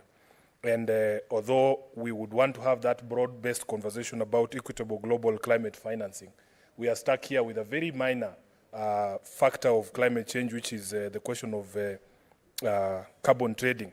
Mr. Speaker, also allow me to dissuade you from the notion that you made that time you were contributing as a senator for the great county of Meru. That, Mr. Speaker, in fact, even we in the cities can actually benefit from carbon trading, because you should remember that even if you look at the definition of the carbon credits, it's not just about mechanisms that pull out the carbon from the air. It is also preventive measures to ensure that you actually prevent that carbon from getting in the air. And you will know that Nairobi carries a large number of the industries in this country. Actually, some numbers put it at 60%. If we can be incentivized so that even the companies that operate within Nairobi can then look for measures to prevent more carbon being spilled in the air through sequestration and other technologies, Mr. Speaker, we can actually also benefit as a people of Nairobi. Mr. Speaker, just allow me to speak to the positives in this act, because there are many negatives that we would talk about in the greater context that I've given. But if you look at 23D, Mr. Speaker, this bill requires that there shall be environmental impact assessment for every carbon trading project. Yes, we understand that greenery or plants are a major way of removing carbon from the air. But it's not every plant or crop that you put up or you plant is going to result in just positives. You've heard the senator, I think it was Senator Kinywa, talk about the negative effects of planting eucalyptus trees. We have had the complaints of plants such as the Madenge plant, in sections of Rift Valley, so that an environmental impact assessment would actually guide us in the best way to undertake some of these projects. You go to section 23E, Mr. Speaker, that they will be required a community development agreement. I have heard some of my colleagues speak to what the role of the county governments is going to be. Under that particular section, Mr. Speaker, the county governments are given the responsibility of ensuring that they oversee and monitor the negotiations of those community development agreements with the project proponents, which will ensure that the interest of the local populations are taken into account. Under 23E5, Mr. Speaker, you will see that there's a provision there that in every agreement for such projects, 40% of the aggregate earnings shall be reserved for the communities. So those of us who are asking where the communities were going to benefit then can see that the bill has provided for those.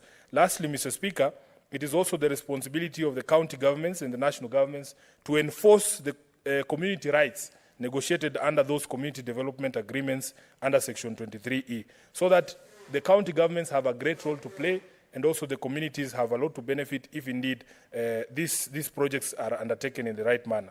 Of course, for me, I would like better clarity on how we access these markets, especially for private individuals, because the bill only talks about private entities and public entities. We would like even individuals who undertake these projects to have access to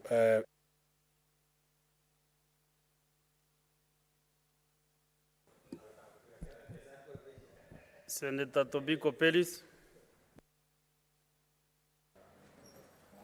Finally. Thank you, Mr. Speaker. Mr. Speaker, I rise to support, the enactment of this bill. Mr. Speaker, I think we cannot overemphasize the importance of, a bill that redeems our situation in terms of climate, because we have suffered a lot, harsh climatic conditions and changes that have become so irregular and unpredictable, Mr. Speaker. Mr. Speaker, even because I see the emphasis on this bill is about carbon credit and monetization of the whole, tree planting and forest conservation. Even as we do that, Mr. Speaker, I would say that it's very important that we have our forests, we have our clean environment, and if having economic value out of it is possible, then that's good. But it must not be the overriding factor, Mr. Speaker. We must still, have our environment, whether we are having money from somewhere or not. We owe it to ourselves, we owe it to generations to come, Mr. Speaker. We must keep our environment, sustainable, Mr. Speaker. Mr. Speaker, in the counties that have, pastoralist counties that have faced a lot of very prolonged droughts, Mr. Speaker, I can assure you we have seen the harshest part of climate change, Mr. Speaker. Mr. Speaker, I have had a chance to compare of late, when we were in Uasin Gishu the other day, and compare Uasin Gishu and Kajiado and the other counties, Mr. Speaker. These people live in more like in Garden of Eden, Mr. Speaker. Whereas we live in environments that are terribly harsh, Mr. Speaker. We are trying. I bought some land somewhere in Kajiado, and there were no trees, there was nothing. I've been trying to plant trees. I was hoping that one day I will have birds in the place, and today I'm happy that in the morning it's the birds that are waking me up. I was hoping to see butterflies that we used to see when we were very young. Now I am seeing a bit of butterflies in the area. And so I think we can redeem our environment, Mr. Speaker, if we put effort. Actually, when we were young, when we were in primary schools, we used to have what was called the 4K clubs, Mr. Speaker, which was, teaching us about agriculture, about environment and all that.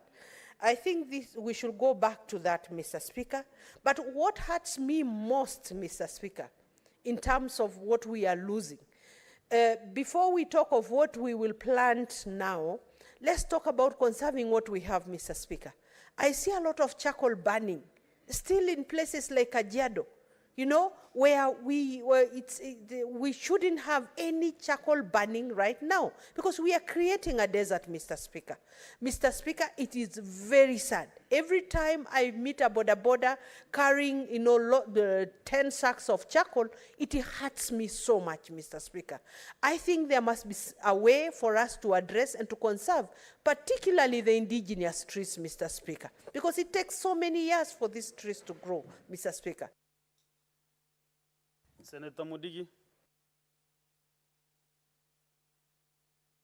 Asante Bwana Spika kwa kunipa ruhusa niweze kuchangia mambo ya mazingira na upandaji wa miti.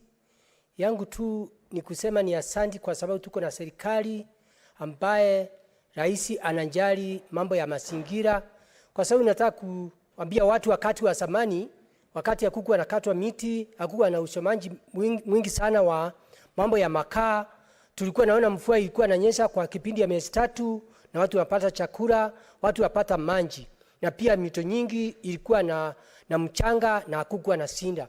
Sasa naunga mkono na ninaomba pia serikali pia iweze kuwa na upendo wa watu, kwa sababu kuna mambo inafaa itimishwe, kama ni mambo ya kila county, mambo ya maji, mboo na water pan na damu nyingi. Hata tukipanda hizo miti, kama hakuna hizo vitu zote, itakuwa ni kazi ya bure. Ingine nachangia ni kusema kama county, kama Embu County, tunaunga mkono, kwa sababu tunajua miti itatusaidia, tutapata kilimo bora na mambo itakuwa mazuri. Pia naomba pia serikali isaidie. Kule vijijini kuna vikundi na vijana ambaye wako na miti nyingi sana na wanalia, na serikali naye inasema mpaka haina mbegu. Kwa hivyo naomba tu serikali isaidie zile vikundi na vijana wa kule vijijini waweze kununua hiyo miti, ndio tuweze kupanda hiyo miti na ndio tuwe na mambo mazuri. Na tukifanya hiyo kazi yote tutapata mvua na mambo mengi itafanyika.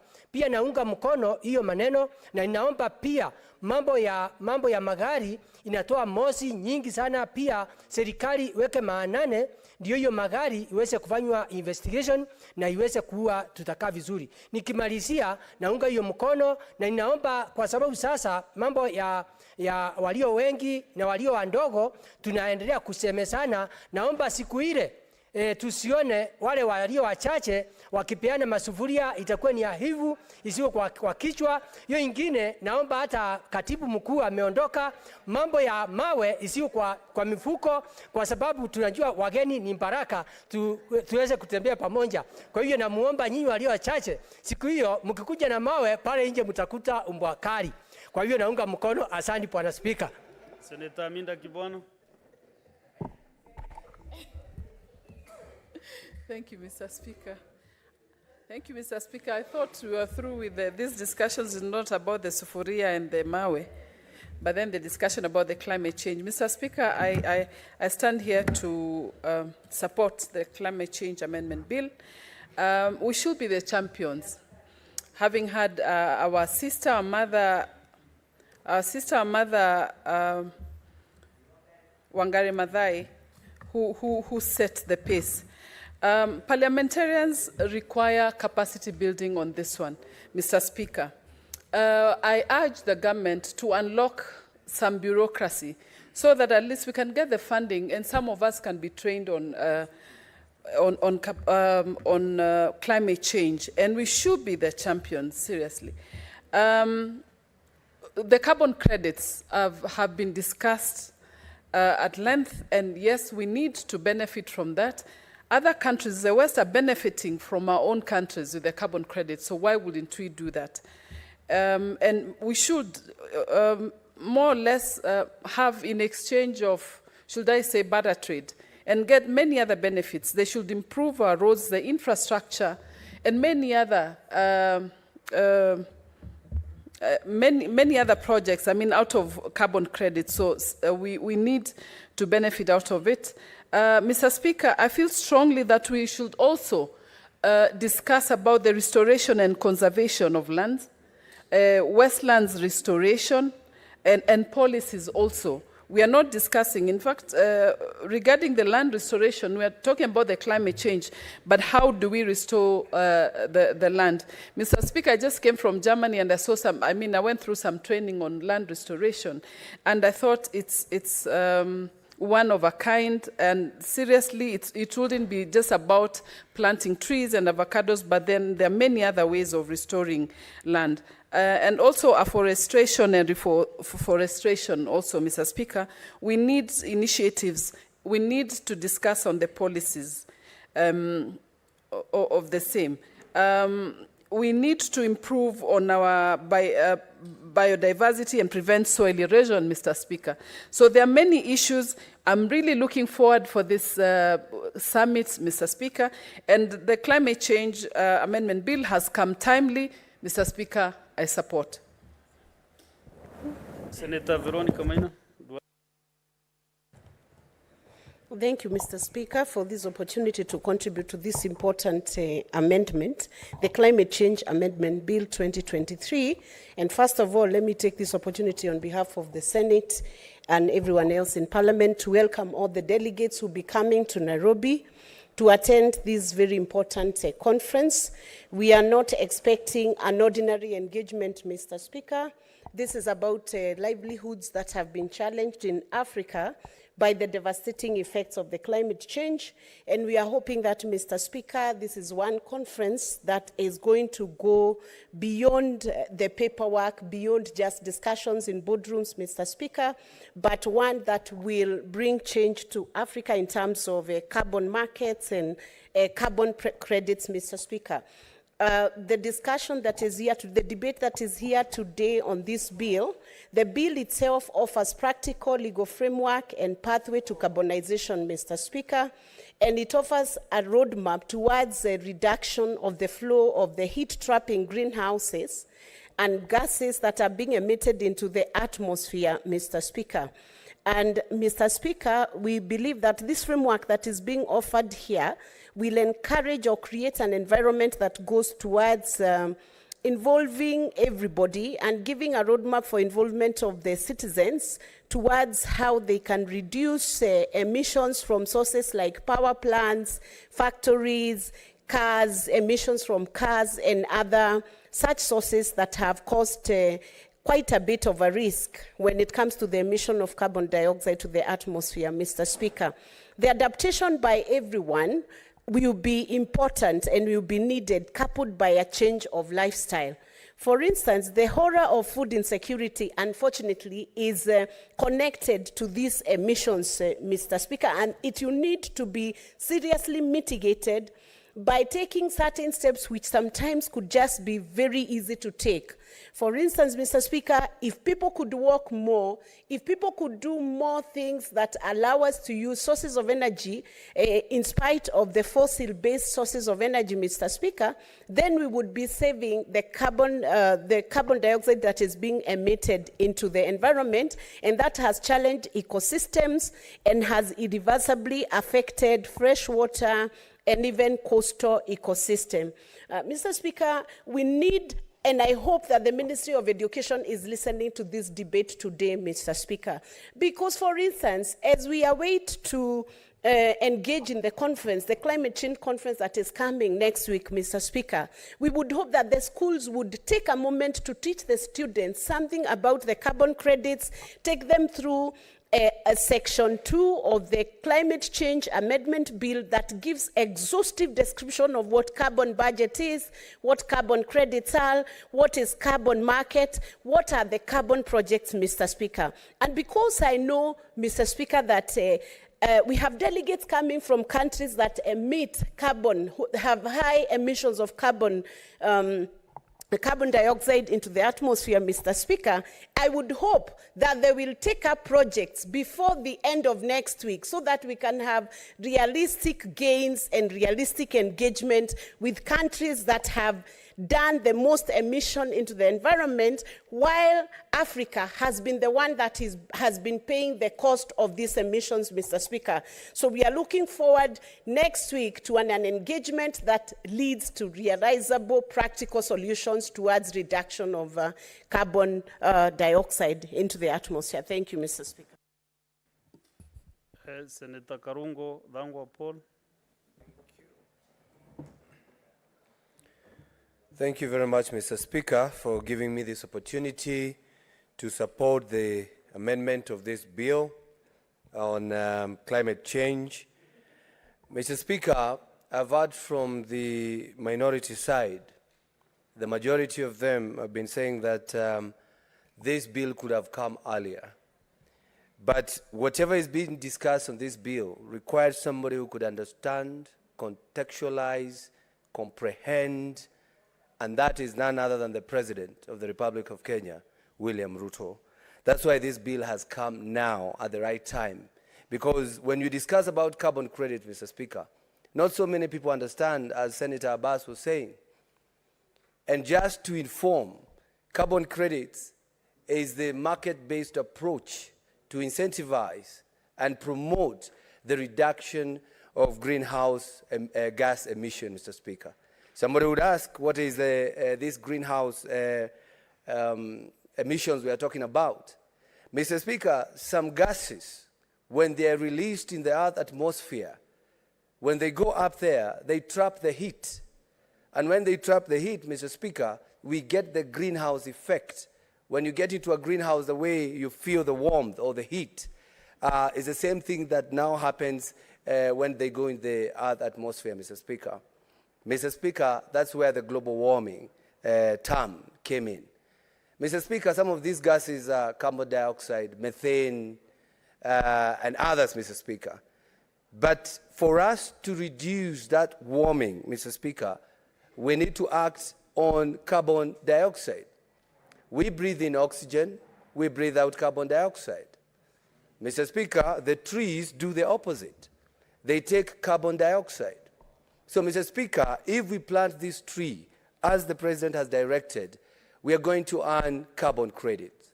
Mr. Speaker, what do we do with the carbon credits? It's just like bonga points.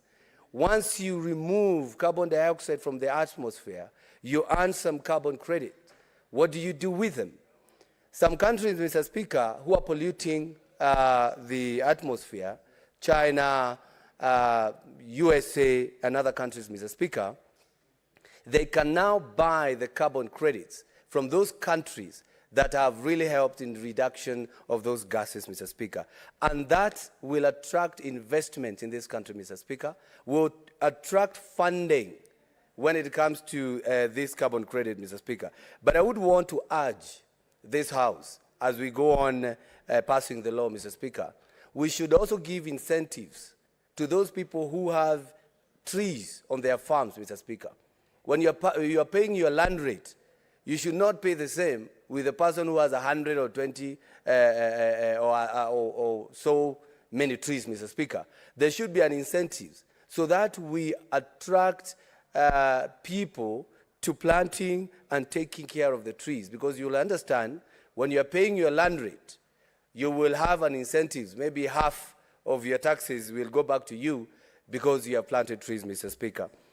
Mr. Speaker, the issue of global warming, Mr. Speaker, cannot be said enough, cannot be insisted enough, Mr. Speaker.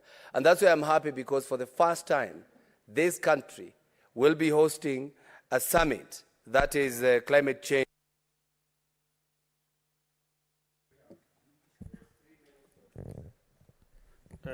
Honorable Senators, for the convenience of the House and to clear the business that we have this morning, the standing orders have given me powers to reorganize the sitting time. So I want to invoke standing order 34, 2A, to extend this morning session for a further 15 minutes. So the morning session will be concluding at 1:15 p.m. And now I request the Chair, Committee on Environment, to table the report this bill that we are discussing.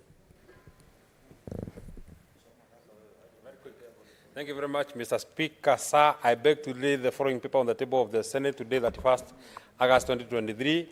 A report of the Standing Committee on Land, Environment and Natural Resources on the Climate Change Amendment Bill, National Assembly Bills 42 of 2023. Thank you.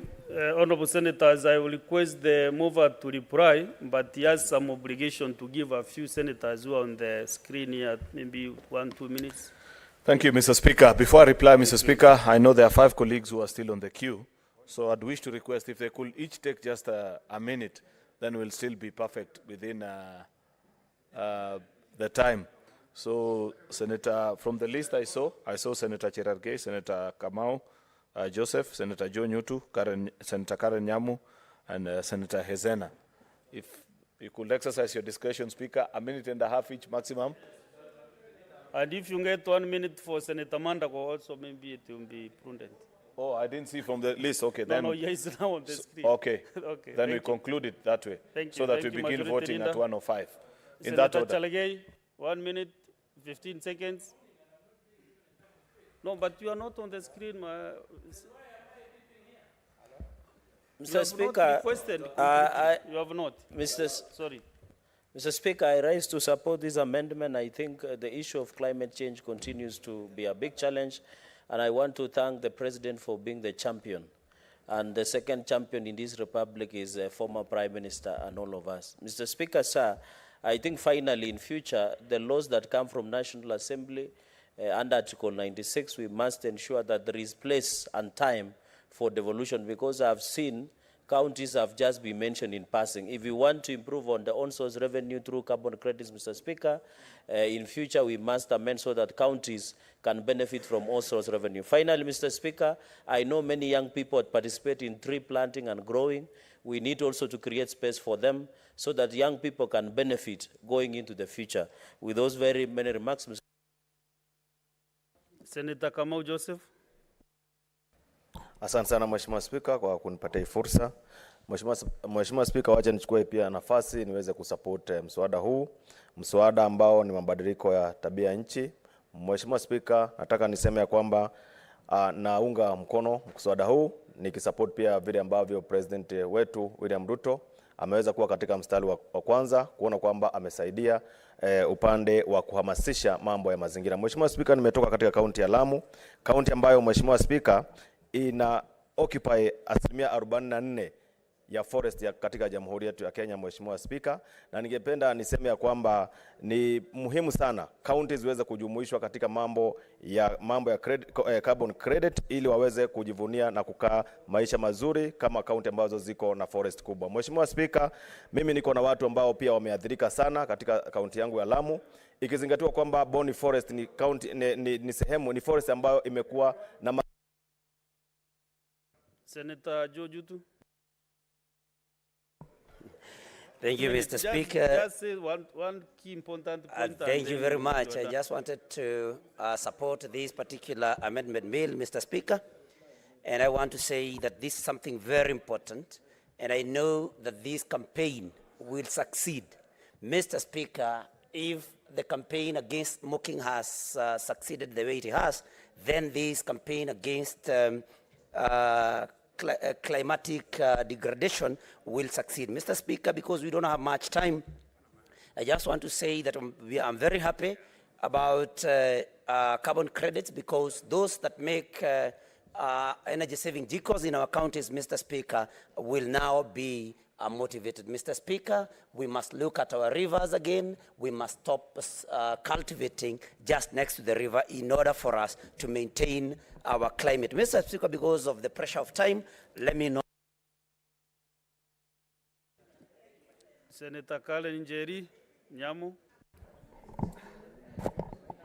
Thank you, Mr. Speaker. Mr. Speaker, you might want to... thank you, Mr. Speaker, for giving me this opportunity. And on the onset, I want to support this very important bill that has to do with the issues of climate. And also, I want to hail President William Samoei Ruto for putting Kenya on the global map and for being a champion in this dispensation on matters climate change. Mr. Speaker, Kenya, being a signatory of the Paris Agreement, shows very serious commitment by enacting domestic legislation that implements that particular agreement. And Mr. Speaker, some of the provisions of this bill, particularly those that are providing for Thank you. Senator Remaretian Yezena.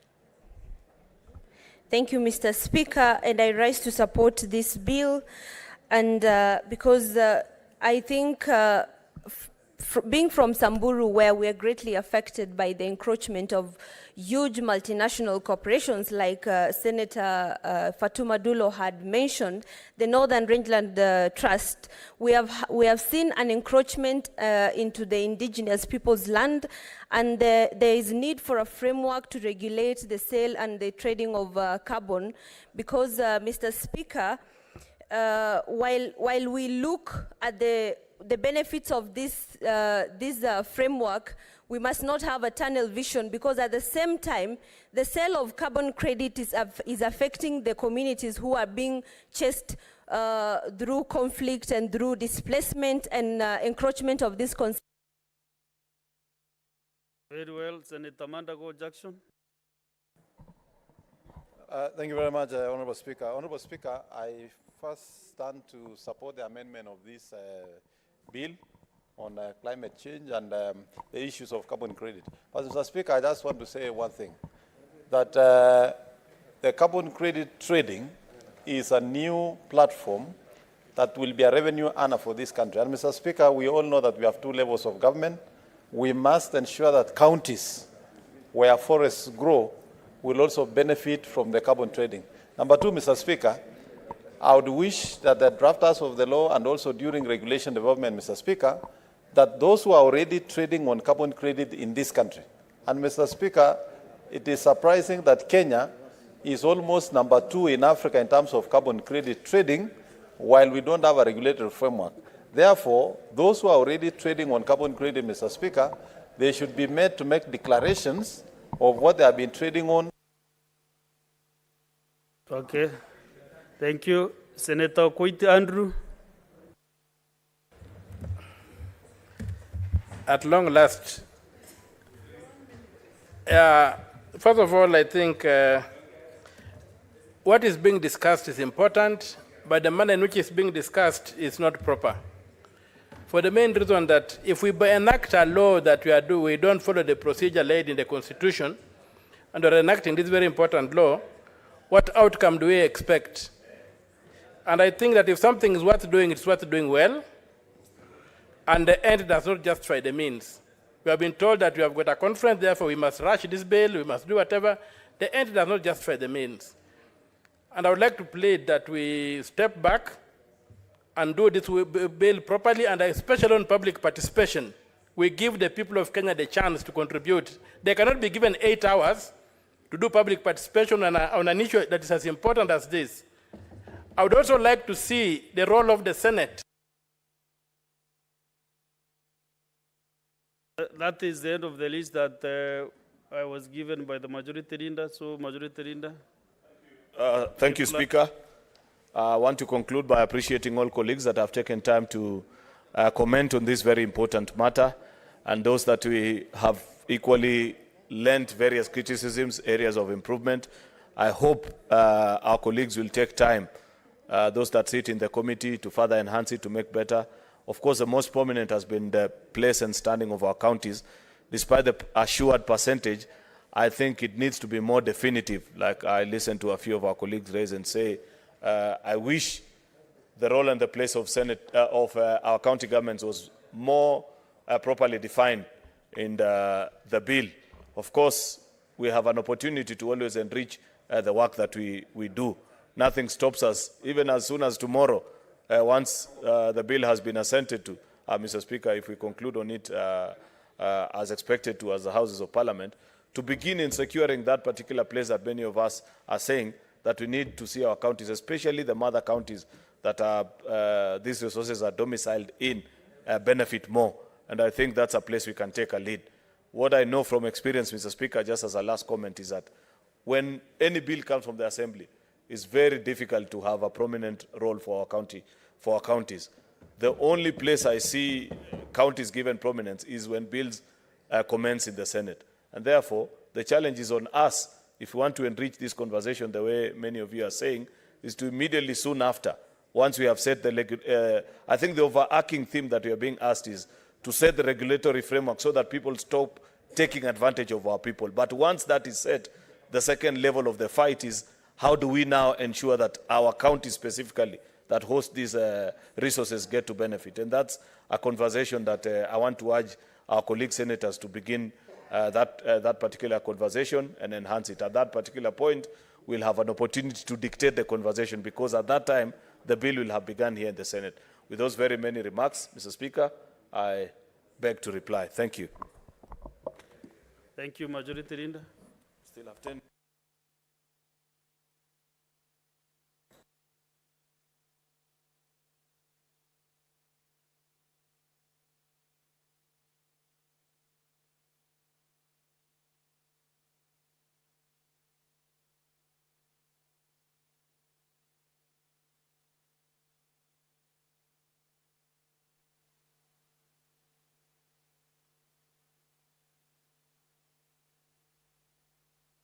When the division is going on. So I request the division bell to be long for 2 minutes. Yeah? 5? 5 minutes. Okay, 5 minutes.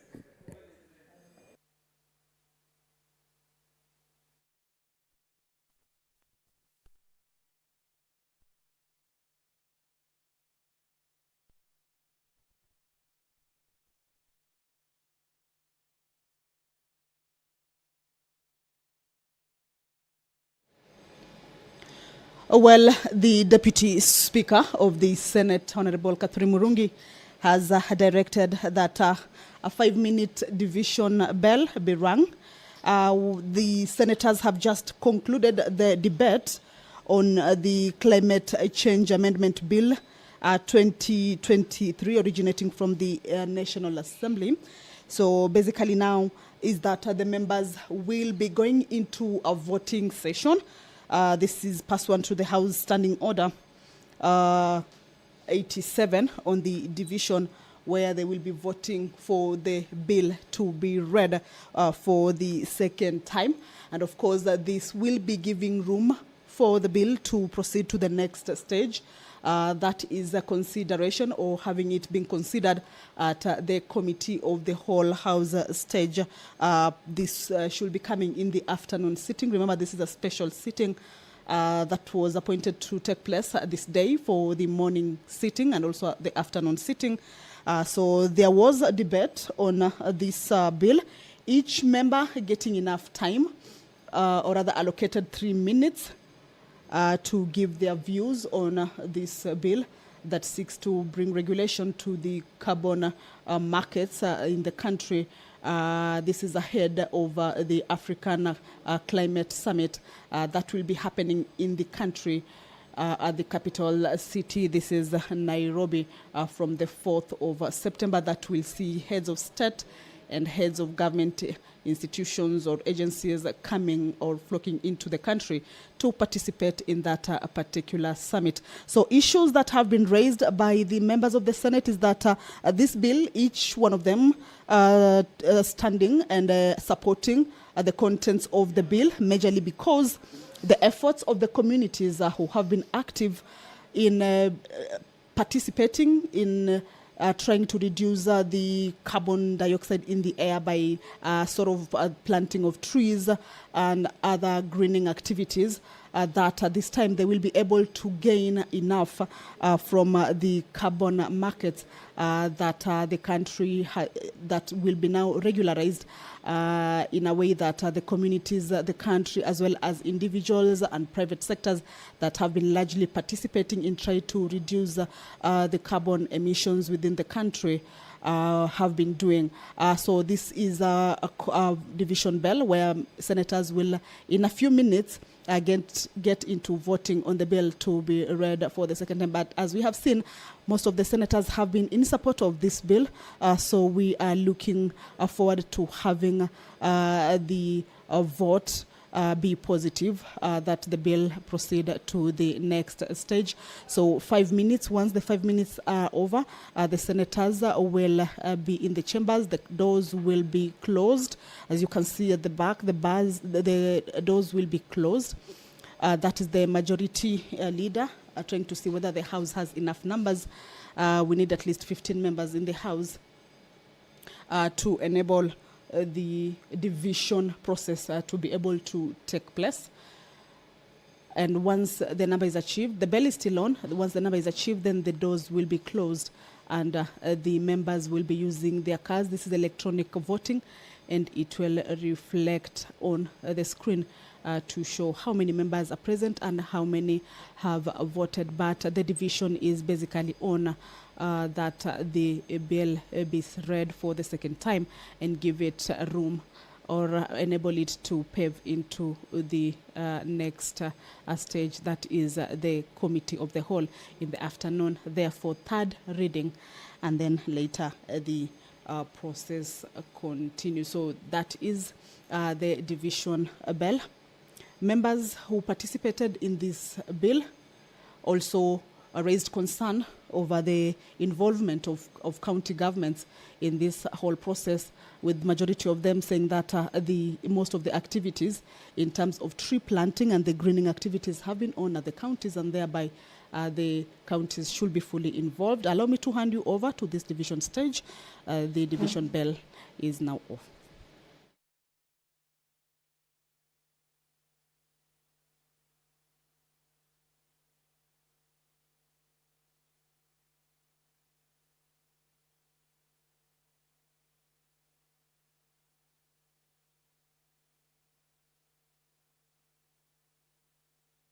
Ring the quorum bell again for 2 more minutes.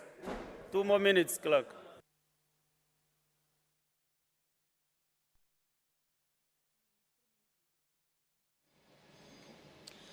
Well, an additional 2 minutes for the division bell. Remember earlier on, the Deputy Speaker had invoked Standing Order number 34 on the aspect of additional time. Normally the sitting ends at around 1, but there was an additional 15 minutes to be able to conclude on this morning business on that particular bill. So the bell has, or rather will be ringing for another 2 minutes. It looks like the quorum has not been achieved. Remember, we need 15 members in the chambers. So once the quorum is achieved, then the bell will stop and the doors will be closed. As you can see, I see the clerk. All right, allow me to hand you over to this live broadcast.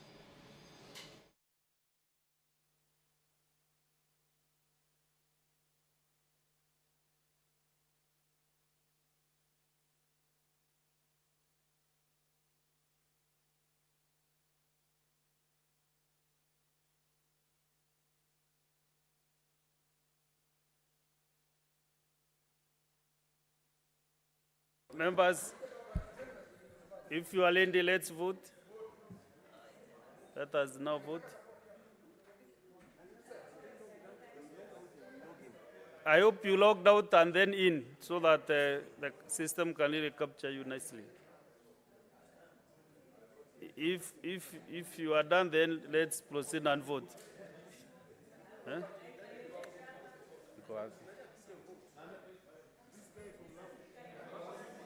Okay. Honorable Senators, Honorable Senator, Honorable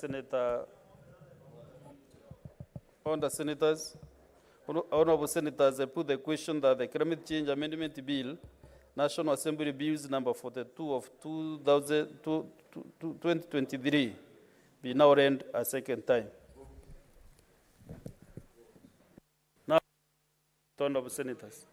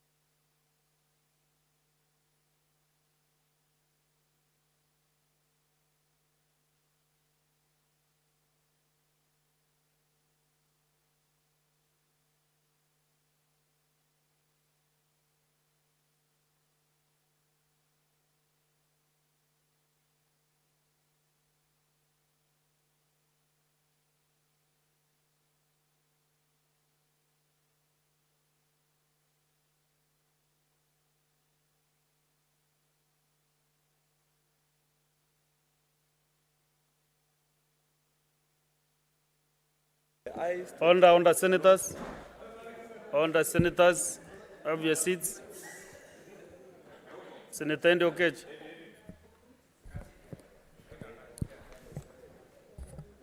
Honourable senators, I now give the results of the division. The ayes 28, nays 1, abstention 0. So the ayes have it. A bill for an act of parliament to amend the Climate Change Act 2016 and for connected purposes.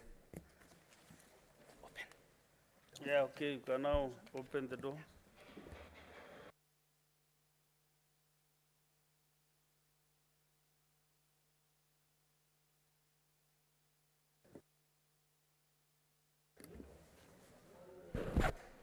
Honorable senators, we have come to the conclusion of the business this morning, and there being no other business on the order paper, the Senate stands adjourned until today, Thursday, that 1st August 2023 at 2:30 p.m.